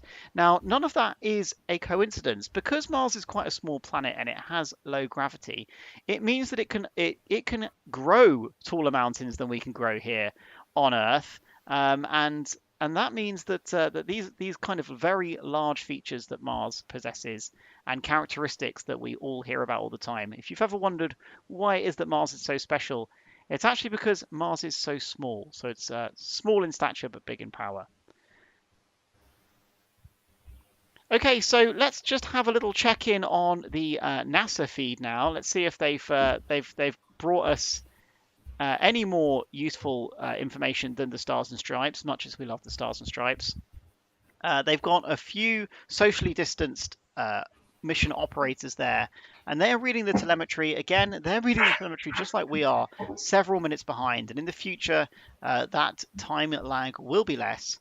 But for now, they're going to be biting their nails just as much as we are during the so-called 7 minutes of terror. And now might be a good time for the four of us indeed, to go through what the 7 minutes of terror will really entail. It's quite a scary time, isn't it, to be running a mission when it's going to go dark on you for so long. And anyone that was alive during the Apollo era is going to remember very, very clearly the very short period of time that Apollo missions went dark on re-entry through the atmosphere. And that was a nail-biting time that lasted usually less than 90 seconds.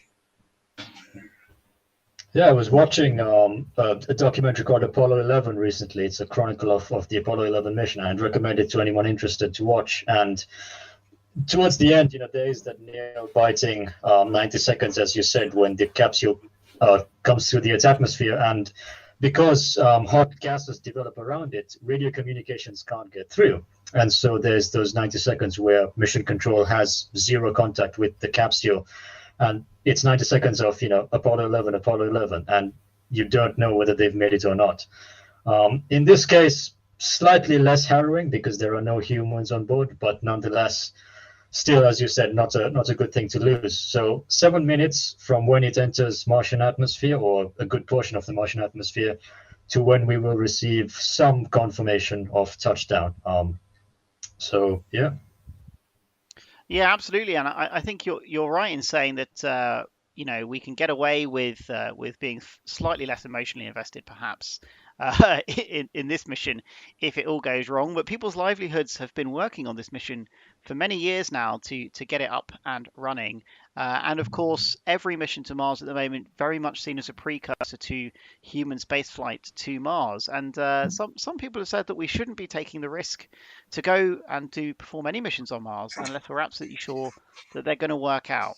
Now, NASA has a pretty good record, actually, compared to most of dropping things successfully onto Mars. UK slightly less so. We've had 2 Mars missions where we've put landers onto Mars of varying degrees of success. Do you guys think that it's just about time for the UK's space industry to try again for a major mission and this time show that we can get it fully right? I think what I would say is I think the UK is it's the biggest contributor to the one of the biggest contributors to the European Space Agency, and I think as I said, the space sector is growing and it's going to be bigger. So the impact is the aim is that's predicted to be bigger and bigger, and I think Mars is where everyone's eyes at right now. So that's the next mission, and I think we should. One thing I wanted to say is also, like, in terms of, as I said earlier, collaboration is a big deal, and I think you do know that the Mars Collect and Return Sample mission is going to be one of the biggest collaborations for the European Space Agency to participate in. And also, I think because UK is still part of the European Space Agency, that's still going to be a big involvement for us. I think that's absolutely right, isn't it? And I'm really glad that you've mentioned the UK's involvement in the European Space Agency. Not only did UK astronaut Tim Peake, he's actually a European astronaut, EASA astronaut, Tim Peake, who did a mission to the International Space Station, famously did a spacewalk as well to fix a broken piece of equipment. The UK is involved in Mars missions very, very deeply. As we said earlier, not necessarily just America on this endeavour, especially not on this mission. The UK is developing the Rover for ExoMars 2022. That's been named after a UK scientist. But also we're working very hard on the Airbus systems and other European agency systems that are going to work on the collection of the samples and bringing them back. Now, that's a pretty interesting orbital maneuver that they're going to do, isn't it? And that's going to be with a entirely European-built spacecraft in a couple of years' time when we try to collect these samples and bring them back. As I said earlier, bring them back in part to the UK, to UK laboratories, to do the science. Yes, I think that's going to be this is where basically collaboration is going to be very fruitful for science, because that's going to bring together 2 gigantic contributors to the space industry, and actually have them work on the same objective.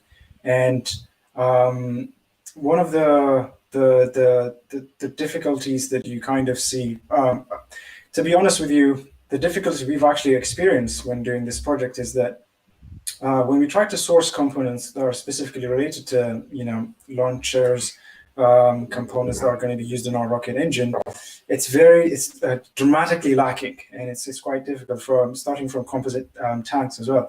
And in America, the infrastructure is there, and you can see that contributions actually goes down to students as well.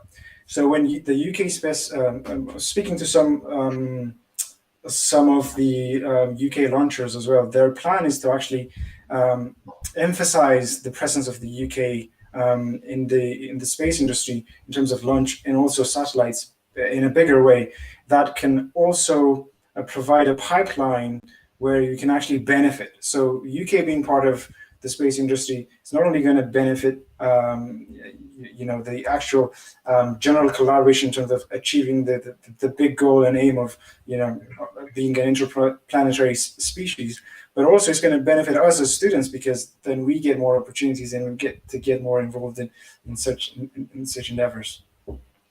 Yep, I think that's a really, really good point, and thank you for making it.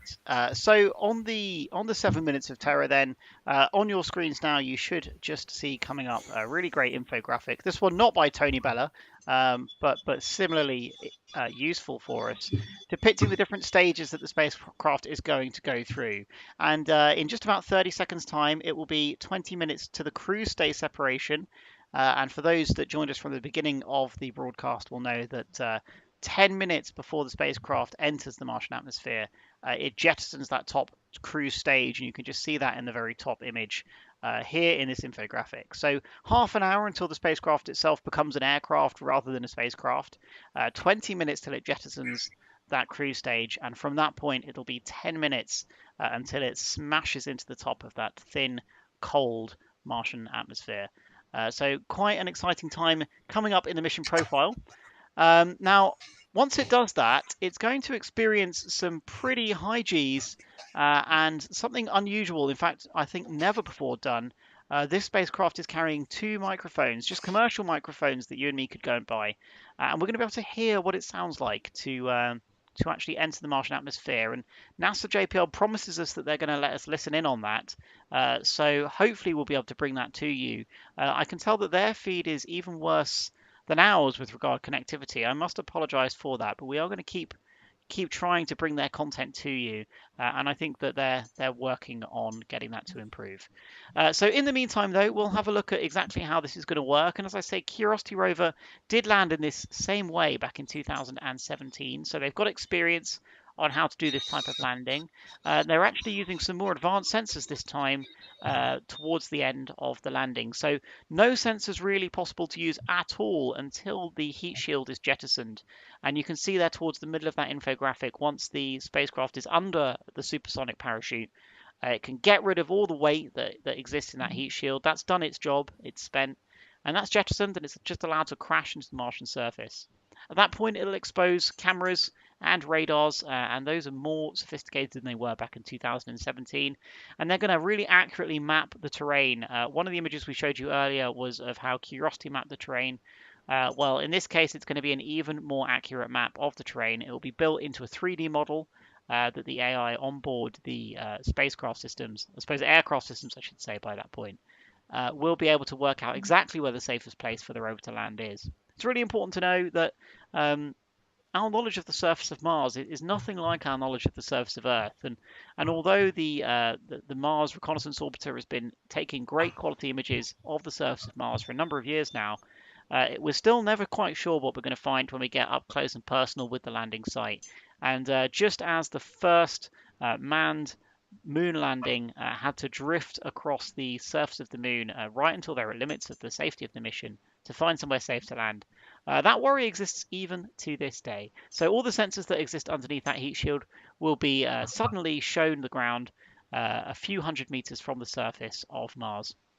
They're going to image the ground, and then finally the sky crane is going to get released, and it's going to have a terrifying 2-second drop, completely free fall in the Martian atmosphere, not controlled by a parachute. The rockets haven't fired yet. It's just plummeting precariously towards the surface of the planet. And then that gratifying moment, and if the rover had a personality, I'm sure it would breathe a sigh of relief when those rockets finally fired, those retro rockets fired, to slow it down from just above the speed of sound, all the way down to a perfect hover 20 meters above the surface of the planet. Now, just as soon as JPL bring the imagery back, you're going to be able to see that the spacecraft hasn't yet jettisoned the service stage. There's still a few minutes until they do that. And Mars still looks really small. And I think we've gotten used to looking back at Earth from astronauts in low Earth orbit on the International Space Station and seeing the Earth as this absolutely enormous ball below us. Well, Mars, not so. Mars is much, much smaller than the Earth is. And actually, from the imagery that they're just sending to us now, you can see that Mars, it still looks a long way away. And it's actually only just slightly bigger than the moon. So no worries if you're worrying that you're looking at it and you're thinking that there's still a long way to go. That's not actually true. The spacecraft has very, very nearly reached its destination. And when it does so, it's going to go through this terrifying 7 minutes, which will conclude with the rover explosively firing bolts that will release itself from the cables under which it's been lowered, giving the Sky Crane rocket sled its namesake. That itself will also fly away to a safe distance, and it will crash sadly into the Martian surface. We're pretty good at leaving debris on the Martian surface, team, aren't we? But the UK space industry is very heavily invested in making sure that we're involved in missions that don't create litter in space. Yeah, I think space debris removal is one place where Europe is really at the forefront, and quite astonishingly, one place where America is sort of backwards behind the rest of us. The European Space Agency has fronted a number of missions that have successfully removed debris from space, and I think that's it's a really important solution to cleaning up the various bands of orbit around the Earth that exist now. But something that would be perhaps the best solution going forward is implementing that capability into satellites themselves. SpaceX is doing this with Starlink, so once the satellite reaches the end of its lifetime, it deorbits by itself. But I think regulation that enacts that on every single satellite that goes into orbit can really help mitigate a long-term space debris problem. No, I think that's true, and there are businesses that are entirely predicated now around the removal of space debris. Astroscale being one of them. Now, Astroscale is a US company headquartered, but interestingly, their mission control worldwide headquarters is based here in Oxfordshire, in the United Kingdom, at Harwell. And they control their missions, their joint mission they've got with the Japanese space agency JAXA from here in the UK, really leading the way in how we go about making sure that we don't leave debris in space, and if we do leave debris in space, we go back and get it, which is a pretty impressive feat. That gives lead to one of the areas that no doubt your project is interested in servicing in the future. That's on-orbit servicing, and one of the things that the UK is a world leader at, for anyone listening who doesn't know this, the UK is absolutely leading the way in understanding how to go and find stuff that's in orbit and extend the life of those missions. A huge number of the bodies in orbit around the Earth at the moment, which are considered to be debris, are perfectly serviceable satellites that have run out of fuel and nothing else. Now, unfortunately, those satellites, there probably is no saving them. Hubble famously had its life extended by a shuttle-borne spacewalk. It was a very, very expensive way to extend the life of Hubble, extremely worthwhile though it was.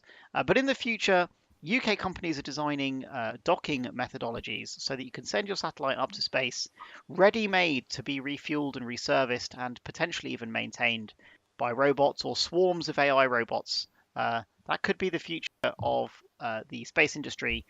And the UK government's intention is to have 10% of the global space market cornered. And rockets such as the ones being designed by your team now could well be powering them, couldn't they? Could definitely, and on-orbit refueling is definitely an important asset of the future space economy, not just for satellites, but even for human missions. SpaceX, with their Starship program, are planning to refuel crewed spacecraft in orbit before launching them onwards to Mars. So it's really a key technology.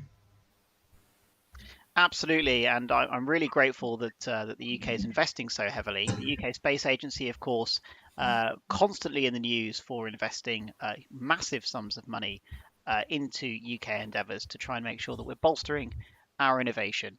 And innovations such as yours, no doubt, are part of that.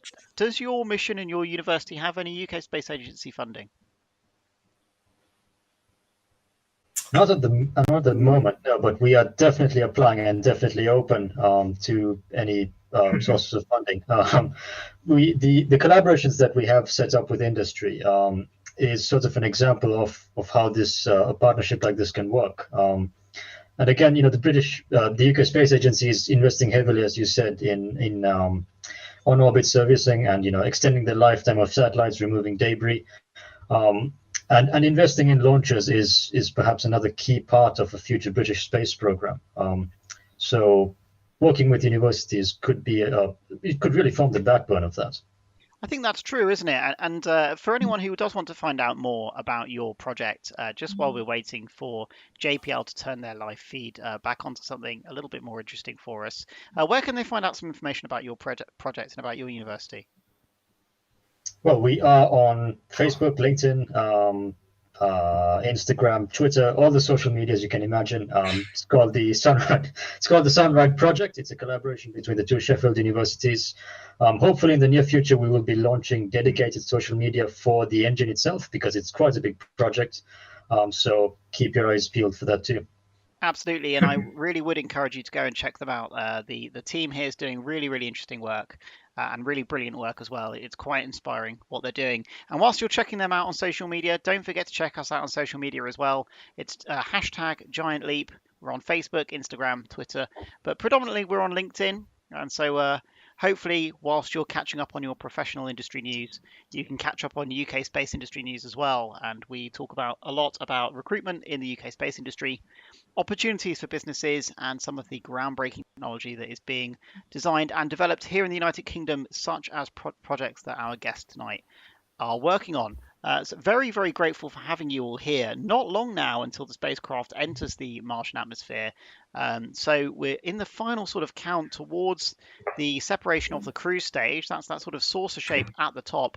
That's going to get jettisoned. It'll burn up in the Martian atmosphere. So that's one element that won't create any litter, which is good to know. And then we're into the timings where we're not going to really be able to give you much live information, but we'll find out with a slight delay exactly how that landing is faring, and when it should be happening, we'll tell you how that should be going. And NASA have provided us with a useful video that we can play to you that should show you exactly how that goes as well. So we'll try to provide you with that video just as it will be happening in real life. If you've just joined us, you're watching Giant Leap, and we are a UK-focused space news, comment and opinion outlet. And we're bringing you live coverage of the NASA Perseverance rover landing, which is also carrying the Ingenuity test platform, or a helicopter as it's more famously known. I'm just checking in with the timings then. The JPL feed still showing us images of their control room. It's a very beautiful control room, no doubt, but no one's being particularly active at the moment. So I'm just going to avoid showing you that feed just for now. And instead, we'll just check in on the actual timings of the spacecraft. The time now 2031, and the spacecraft should be separating its stage in 7 minutes time. So the 7 minutes preceding the 7 minutes of terror, we're into those final stretches now, and then we're going to be having the atmospheric re-entry at 2048, so 10 minutes after that. Just to give you then another idea, peak heating on that heat shield is going to happen at 2049, so that's about a minute later. The parachute will deploy supersonically at 2052 UK time, and just 20 seconds later, the heat shield will be separated. It's job done. That will fall to the surface of Mars, safely away from the rover, whilst it's trying to make its final slowing descent. The back shell, that aero shell we talked so much about earlier, giving it that lifting characteristics, that's also going to be jettisoned, and the rover and sky crane will precariously fall under freefall, as we discussed. That's going to happen at 2054. So just before the hour, it'll be in free fall towards the surface of the planet, and it's going to be in free fall for a whole minute actually. So I got that stat wrong earlier, and I'm sorry about that. It's going to be in free fall for a whole minute, and so at 2055, those rockets will fire. They'll stabilize the sky crane down at 20 meters from the surface of the planet. At that point, 2055, within the same minute, it's going to lower the rover gently down to the surface of the planet. The explosive bolts will fire, and at 2056, we can expect that the sky crane will be flying away to safely deposit itself somewhere over the hill, so as not to ruin the photo opportunity. Now, Perseverance rover is carrying plenty of cameras, plenty of microphones as well, and there's one on the long mining arm. So it's expected that just as Curiosity did in the past, we will quite soon after this rover lands, hopefully have all worked out systems checks, and then a selfie coming back onto your social medias from the Perseverance NASA rover. Perseverance there, just if anyone's just joined us, is there to look for signs of ancient life in the Jethro crater, which was once an absolutely enormous lake, and it's full of what I think is some kind of Martian clay. There's going to be pretty interesting science that has never been performed before on Mars, and indeed it's not the kind of science we were able to do on the moon either. So this is going to be one of the first times that we experience any kind of scientific investigation like this away from the Earth, and we're going to learn some really interesting things. Let's have a look now at what Mission Control are doing in JPL. I believe they're showing us some images of exactly the situation of that service module. As I said earlier, Mars looks very, very small, doesn't it? But that's because Mars is only slightly bigger than the Moon. It's much, much smaller than the Earth is. And as that spacecraft approaches, the planet is going to loom large suddenly and rapidly.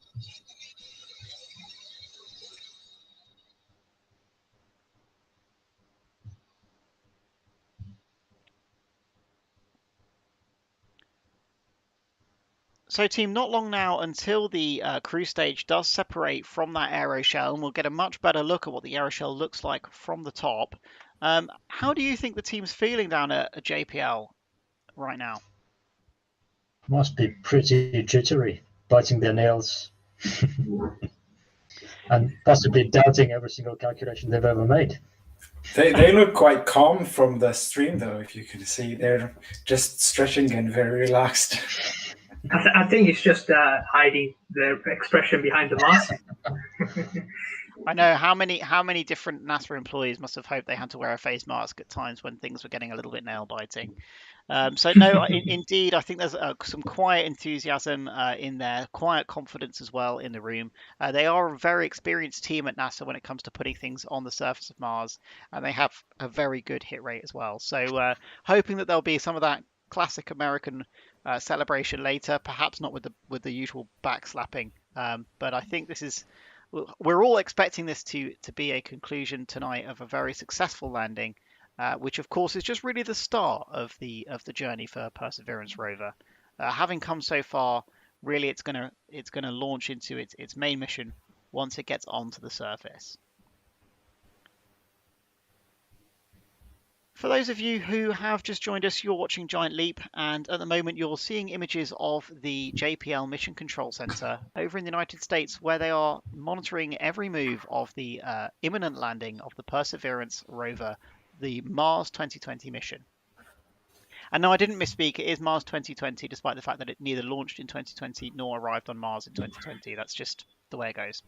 Each of those individuals in that center there is an absolute expert in their field, and they're a member of an individual team that looks after an element of the mission. So a little bit smaller than perhaps the Apollo mission control that you've seen in the movies, much more high tech, but actually a pretty similar system that they're operating. No doubt the team that we've got here as our guests also operate like this when they're doing their tests. Everyone's got their area of responsibility, and they're making sure that that particular part of the puzzle is running smoothly. As we said earlier, everyone looks very calm in the room at the moment, which is a really good sign. And to the center left of the image you can see there is the person whose job it is to make sure the whole mission is still running smoothly. They look calm. That's a great sign. So do all the images on the screens there that they're showing, maintaining a positive outlook as we wait for the service module to separate in the next couple of minutes.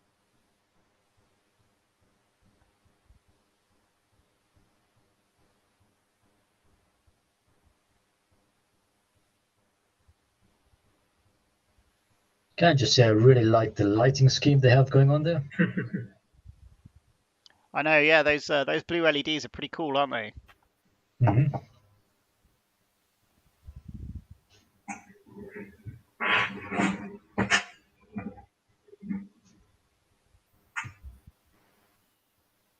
They should have had red LEDs instead. You know, the red planet. Bit of a thumbs up there from one of the team members.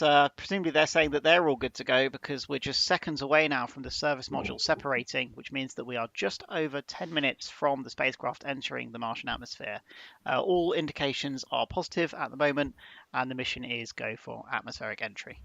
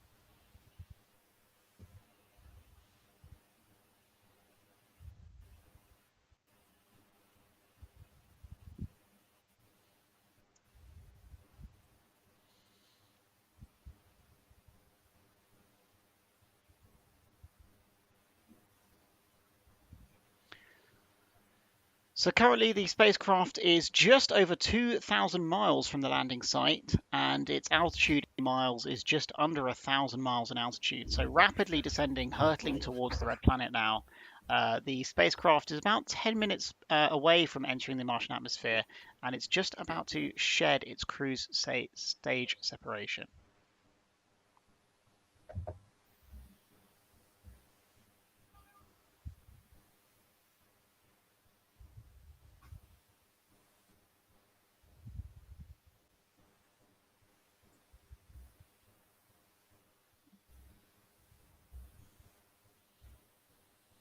One of the next operations then that's going to happen to the spacecraft, it should be just concluding actually, is the de-spin. So one of the ways of protecting the systems on the spacecraft in interplanetary space is to do a sort of slow barbecue roll to try and make sure that different elements of the spacecraft are exposed to the different aspects of space. Just before it does jettison the cruise stage, there are some cruise balance masses to be ejected. It's going to do this a couple of times during the descent, and you'll see this as we go through the animation that we've got for you in a couple of seconds' time. This is all designed to change the characteristics of the way that this vehicle proceeds down towards the surface of the planet. And so we talked earlier about the aeroshell being a wing. One of the ways that it maintains that balance, especially bearing in mind there's no human pilot here to fly this spacecraft, is that they've actually debalanced it slightly on one side. And there's two sets of weights that will stay on board the spacecraft after this first iteration, and they will help to trim the aircraft so that it actually flies through the Martian atmosphere on its way down. And as it goes through and they need to change the characteristics of the flight, they will continually be jettisoning these balance masses. As you can see on your screen, 1 second until the first set of masses is ejected. There they go. So we are now less than 10 minutes from this spacecraft entering the top of the Martian atmosphere. In fact, I think we're 7.5 minutes away when that heat shield that we talked so much about earlier, the bright yellow heat shield, is going to have to really do the bulk of its work. So team, one of the things that you're specializing in, I believe, is the supersonic relighting of a rocket. That's going to happen in a few minutes for the Mars 2020 mission. What are the specific challenges that are going to be faced by these rocket engines having just come through a re-entry to try and relight supersonically? Well, I did my undergraduate thesis on this exact matter, and you can see a poster of it somewhere there in the background.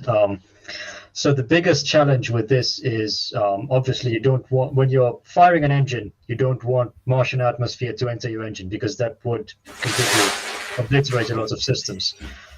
So making sure that the pressures that are coming through the engine stay on all the time, making sure that you don't get any reverse flow, that the engines keep firing until all of them stop is a key part of the propulsion system. And as you mentioned, Philip, those engines, all of them have to activate, all of them have to stay on until the very end. If we lose one of them, it's game over for the mission. But NASA has had a lot of experience with this, and these engines in particular. So hopefully nothing unexpected happens. Absolutely. Well, it is time for that nail-biting moment, and it might seem unusual in that for most people, as you head towards your destination, you slow down. Well, in the case of this of spaceflight, it's the opposite, isn't it? The spacecraft is currently speeding up as it heads down towards the landing site in the Jethro crater. Currently, as you can see on your screens there, it's just past 11,000 miles an hour. It's only going to get quicker as it approaches the Martian surface. That's right. Yeah, it accelerates until it reaches terminal velocity, and then parachutes deployed to slow it down, and hopefully the retro rockets. Absolutely right there. And one of the stats that you can see on the screen in front of you as well is the weight of the next reaction masses that are going to be dropped. Now, we talked earlier about how often Americans describe the rovers that they put onto the surface of Mars as being the size of a small van, and we questioned the veracity of that information. I think we can question that again. Each of the weights that it's about to drop is 70 kilograms. So pretty significant. That's the equivalent of losing 2 passengers from your van on the way. So quite a significant change in mass there. I speak as someone with experience, unfortunately, of leaving a moving vehicle, a story for another day. So quite a significant change in weight. That's going to have a drastic impact on the characteristics of this system as it flies through the Martian atmosphere, helping it to trim and have those lift characteristics. That should bring the speed which it treats as its terminal velocity down, making the job of the parachute less difficult when it does finally deploy. Now, the atmosphere on Mars is so very thin that parachutes do next to nothing, but it is just enough to get us slow enough and under enough control that we can drop the sky crane under some semblance of control that can be well modeled before those rockets fire. We're just about 5 minutes away now from interfacing into the Martian atmosphere. In fact, we're E minus 4 minutes and 14 seconds. We described that earlier, E just being entry to the Martian atmosphere. We've already dropped the service module that has serviced this aircraft for 2 years on its way to the Martian planet, and as a result, that useful spacecraft is going to go to a bit of an ignominious end. It'll burn up in the Martian atmosphere at around about the same time that we're celebrating the glory of the Perseverance rover. The whole mission, of course, being called Mars 2020.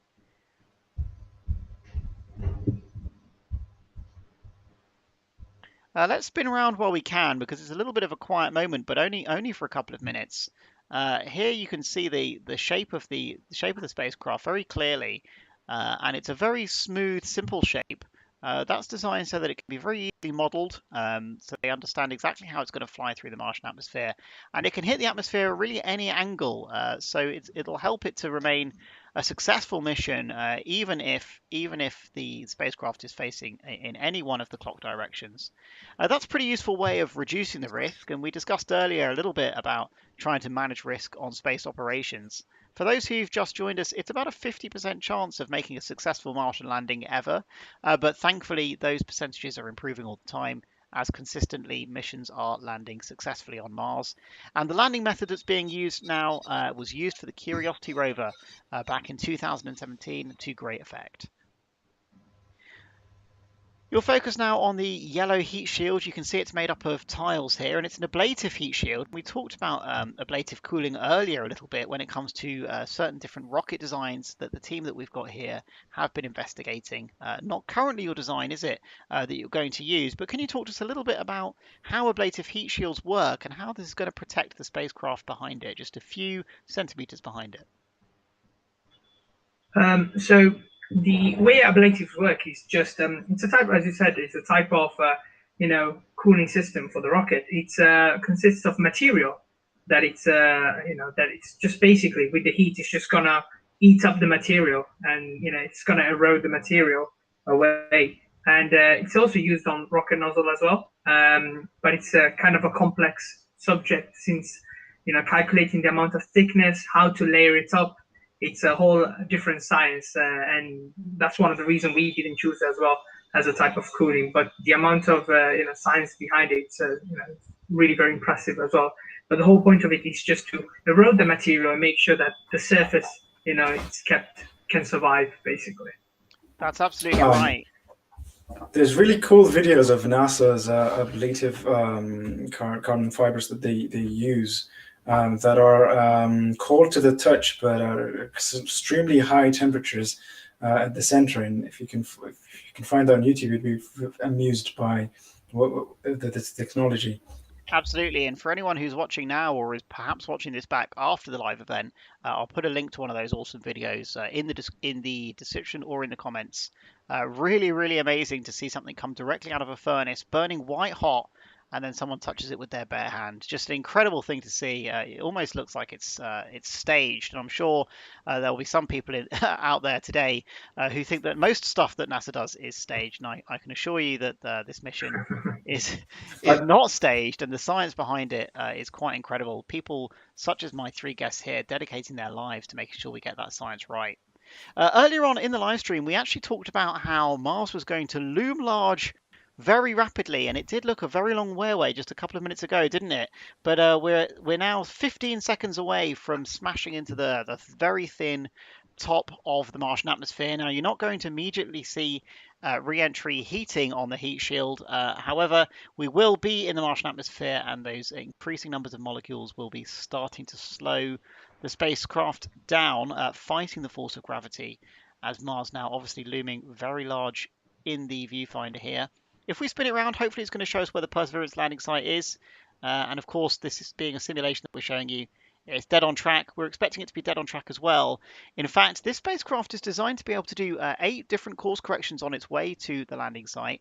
As it's happened, it's needed to use a fraction of those, because every time it's come the opportunity to make a course correction on the way to Mars, they found that it's been perfectly lined up. And that's a real testament to the people behind the engineering.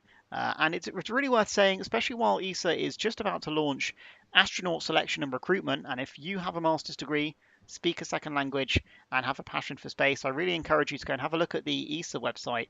They're going to start astronaut recruitment on the 31st of March, and it's going to run for a full 2 months to get your application in. They will not be accepting any late applications.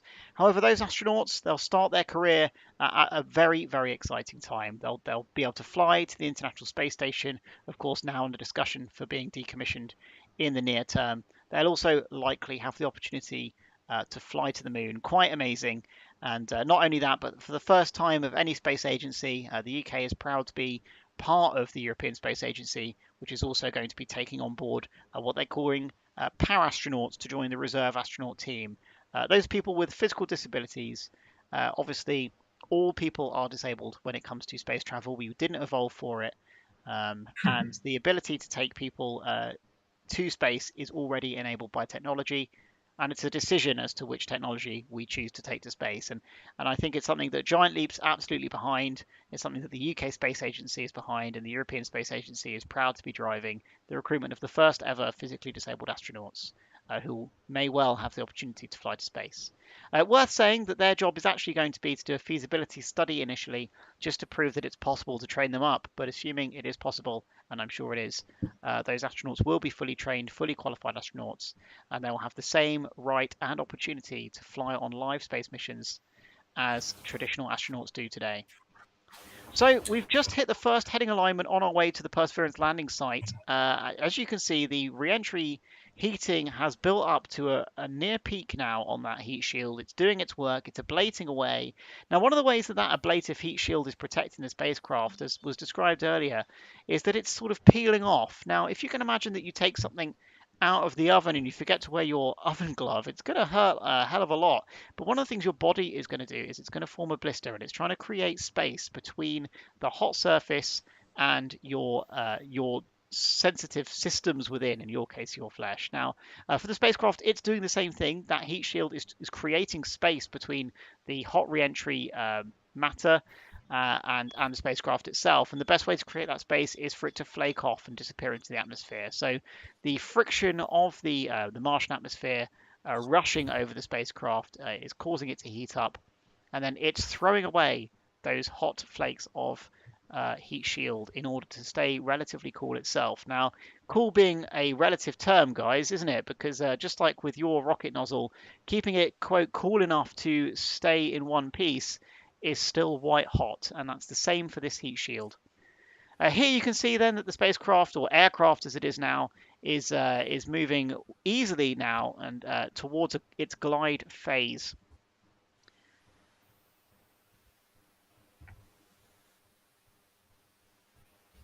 We're just about 3 minutes away from the spacecraft finally touching down, dropping the Perseverance rover gently onto the Martian surface in about 3 minutes' time.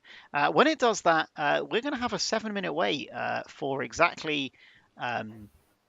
knowledge that it's all worked out okay. Now, as you've seen, the spacecraft is not flying straight down as it would have done in the Apollo era. That's partly the flight dynamics that we talked about earlier. And some of these reaction masses have done their job. They're being removed now. The heat shield has separated just now, and the parachute, supersonic parachute deploying. Now the velocity of the spacecraft rapidly going down. It was 500 miles an hour when the parachute deployed. It's now already significantly slower than that, 250 miles an hour as we move towards the final stages of this flight. 2 minutes away now from the final touchdown. The spacecraft or aircraft under a parachute as it controls itself towards a final descent. And those 8 rockets, those 8 hydrazine rockets are getting ready to fire. The systems are already going to be wiring them up and getting them ready to fire, aren't they, guys? And how long before your rocket engine fires do you have to start your pumps going and make sure that the systems are all getting ready to fire? Yeah, we have a few seconds where we make sure we're getting the right mass flow rates in the right field to the right places. And once the computers say we have the right numbers, ignition, and we see flames at the other end. Absolutely, and you're hoping to keep the sharp end up and the hot end down. Now, the TRN image acquisition has begun. So now that the heat shield is gone, we described earlier how all the sensors would be imaging and mapping the Martian surface below. Now, this is a part that they're not able to actually simulate for us very well on the screen because nobody really quite knows exactly what the Martian surface looks like now. That is nobody except for the Perseverance rover who knows. That aeroshell's just blown off and the Sky Crane's fired its rockets and it's just slowing us down now, very rapidly slowing us down from 200 miles an hour to a dead stop about 20 meters above the Martian surface. And we're within the last minute now before the rover finally touches down, lowered gently on, I think it's 3 cables from this Sky Crane.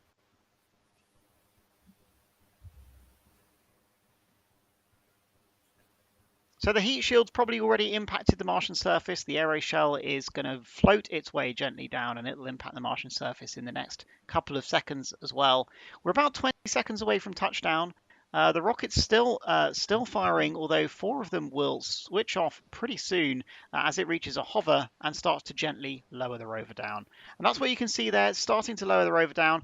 Now the rover itself will detect once it's been landed, it will fire explosive bolts which will force that Sky Crane to fly up into the atmosphere safely away. And that's what you're seeing now, that Sky Crane flying up safely away. Now everyone at JPL, no doubt, absolutely biting their nails, waiting for that confirmation that it's all gone smoothly, that all of those explosive bolts did indeed go off. And that is one of the systems, isn't it, that could go wrong. And such a simple problem as an explosive bolt not being fitted correctly could bring the end to this mission prematurely. Hopefully that's not the case. We start our 7-minute wait now to find out exactly how this mission is going on with that little rover, or little by American standards, absolutely enormous rover, safely on the Martian surface. About to begin a long mission to drill down for signs of life on the Martian planet. So there you go. The rover should now be successfully landed in the Jethro crater on the surface of the planet Mars, carrying the Ingenuity helicopter, which is a test platform which is going to see if it's possible to achieve powered flight on another planet somewhere else in the solar system. Just amazing. This particular rover has a long history behind it with the Curiosity rover, which is still providing great science to the scientific community. All of the other bits of this mission now, Mars 2020 has become synonymous with the rover and with the helicopter. The service module no longer exists, sadly. It's not going to end up in a museum. That's burnt up in the atmosphere. The heat shield 2 is destroyed on impact with the surface of Mars. And finally, that aeroshell will touch down pretty violently. Will have already touched down pretty violently also on the surface of Mars. So not much by way of evidence of the rest of this system, but an extremely advanced rover should have now made it to the surface of Mars, which is a very, very hostile environment.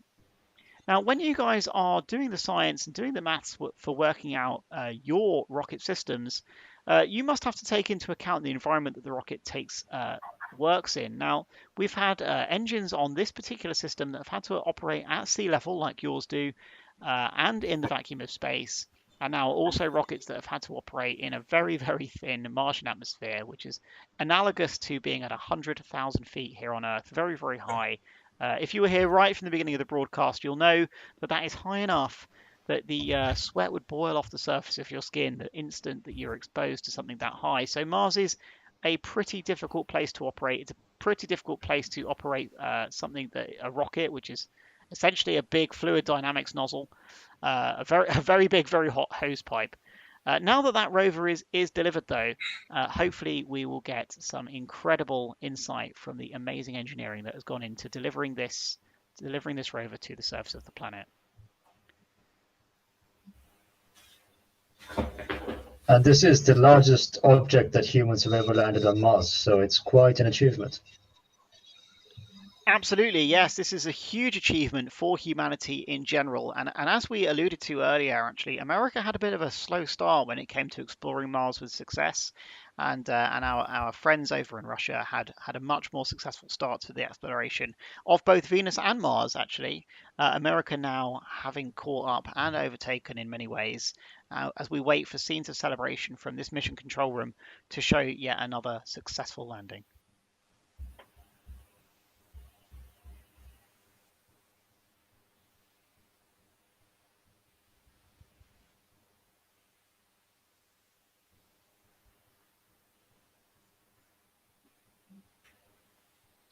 Whilst we wait, I'd just like to remind you, if you have just joined the channel, please do like and subscribe. We've just launched this YouTube channel to help to bring you live content as and when momentous moments such as this one happen. We'll also be bringing you information on our weekly UK space focus news. You're watching GiantLeap.Space. We're based on LinkedIn. Please do check us out on LinkedIn and all of your social media on #GiantLeap. Should you feel so inclined, there are also links to a longtime friend of GiantLeap, Tony Bella, who's provided us with some great infographics that we've had the opportunity to show to you during the live stream today. His website, tonybella.com. He's also asked us to include, which we are happy to do so, a link to his Patreon. Whilst you're there, there's also a link to our Patreon. We'd be very grateful if you'd consider supporting the channel in bringing you even more content in the future.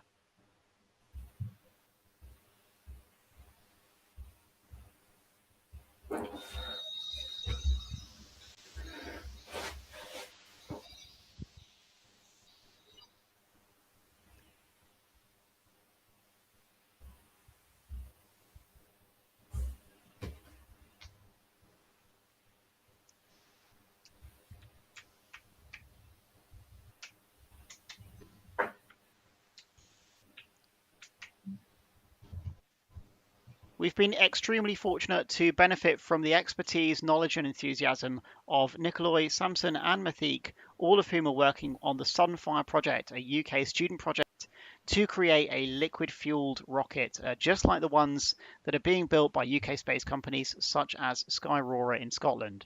Other UK space rocket companies that are already on the way to live testing of full-size rockets for orbital launches include B2 Space, who want to use a Rockoon system, an absolutely incredible way of launching a rocket from underneath a balloon high up in the atmosphere. And that rocket will have to operate in similar pressure environments to the Martian atmosphere as that balloon climbs to in excess of 20 kilometers in altitude. And that's about 100,000 feet before launching a rocket.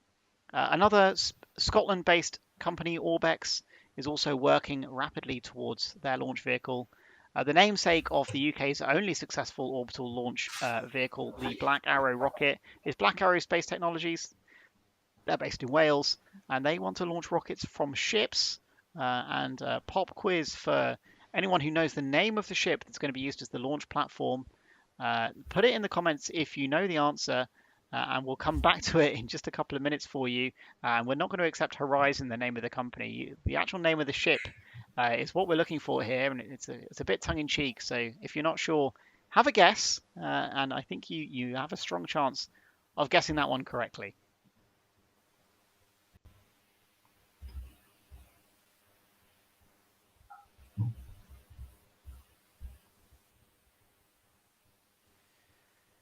Well, there we are, everyone. We've just had confirmation that it was a successful landing on the surface of Mars for Perseverance rover and Ingenuity helicopter. Some systems testing now to go ahead as the team at JPL earn a very happy afternoon, as it is for them over there. A very good evening to you.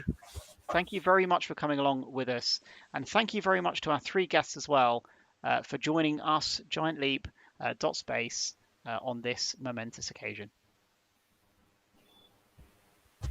Thank you very much for having us. We're really grateful that you invited us to share this moment. Cheers. It's great moment. Yeah, it's our pleasure. Yeah, No, you're thank you, very Phil. welcome. It was It's a great opportunity as well. So thank you very much. No, thank you for your expertise and your comments.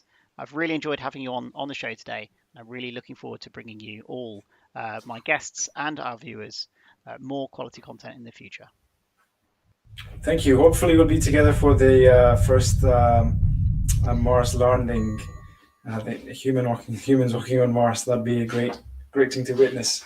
Together in the capsule. Yeah, absolutely. I think that will be a really momentous moment, won't it? Well, the conversation now can carry on in the comments, and for those that are keen to carry it on live, please do consider subscribing to our Patreon. There's a Discord server set up just for our Patreon subscribers, where you can continue the conversation now about this momentous moment. Thank you very much for joining us. You've been watching GiantLeap.Space, a UK-focused space news, comment and opinion network. Thank you very much, and good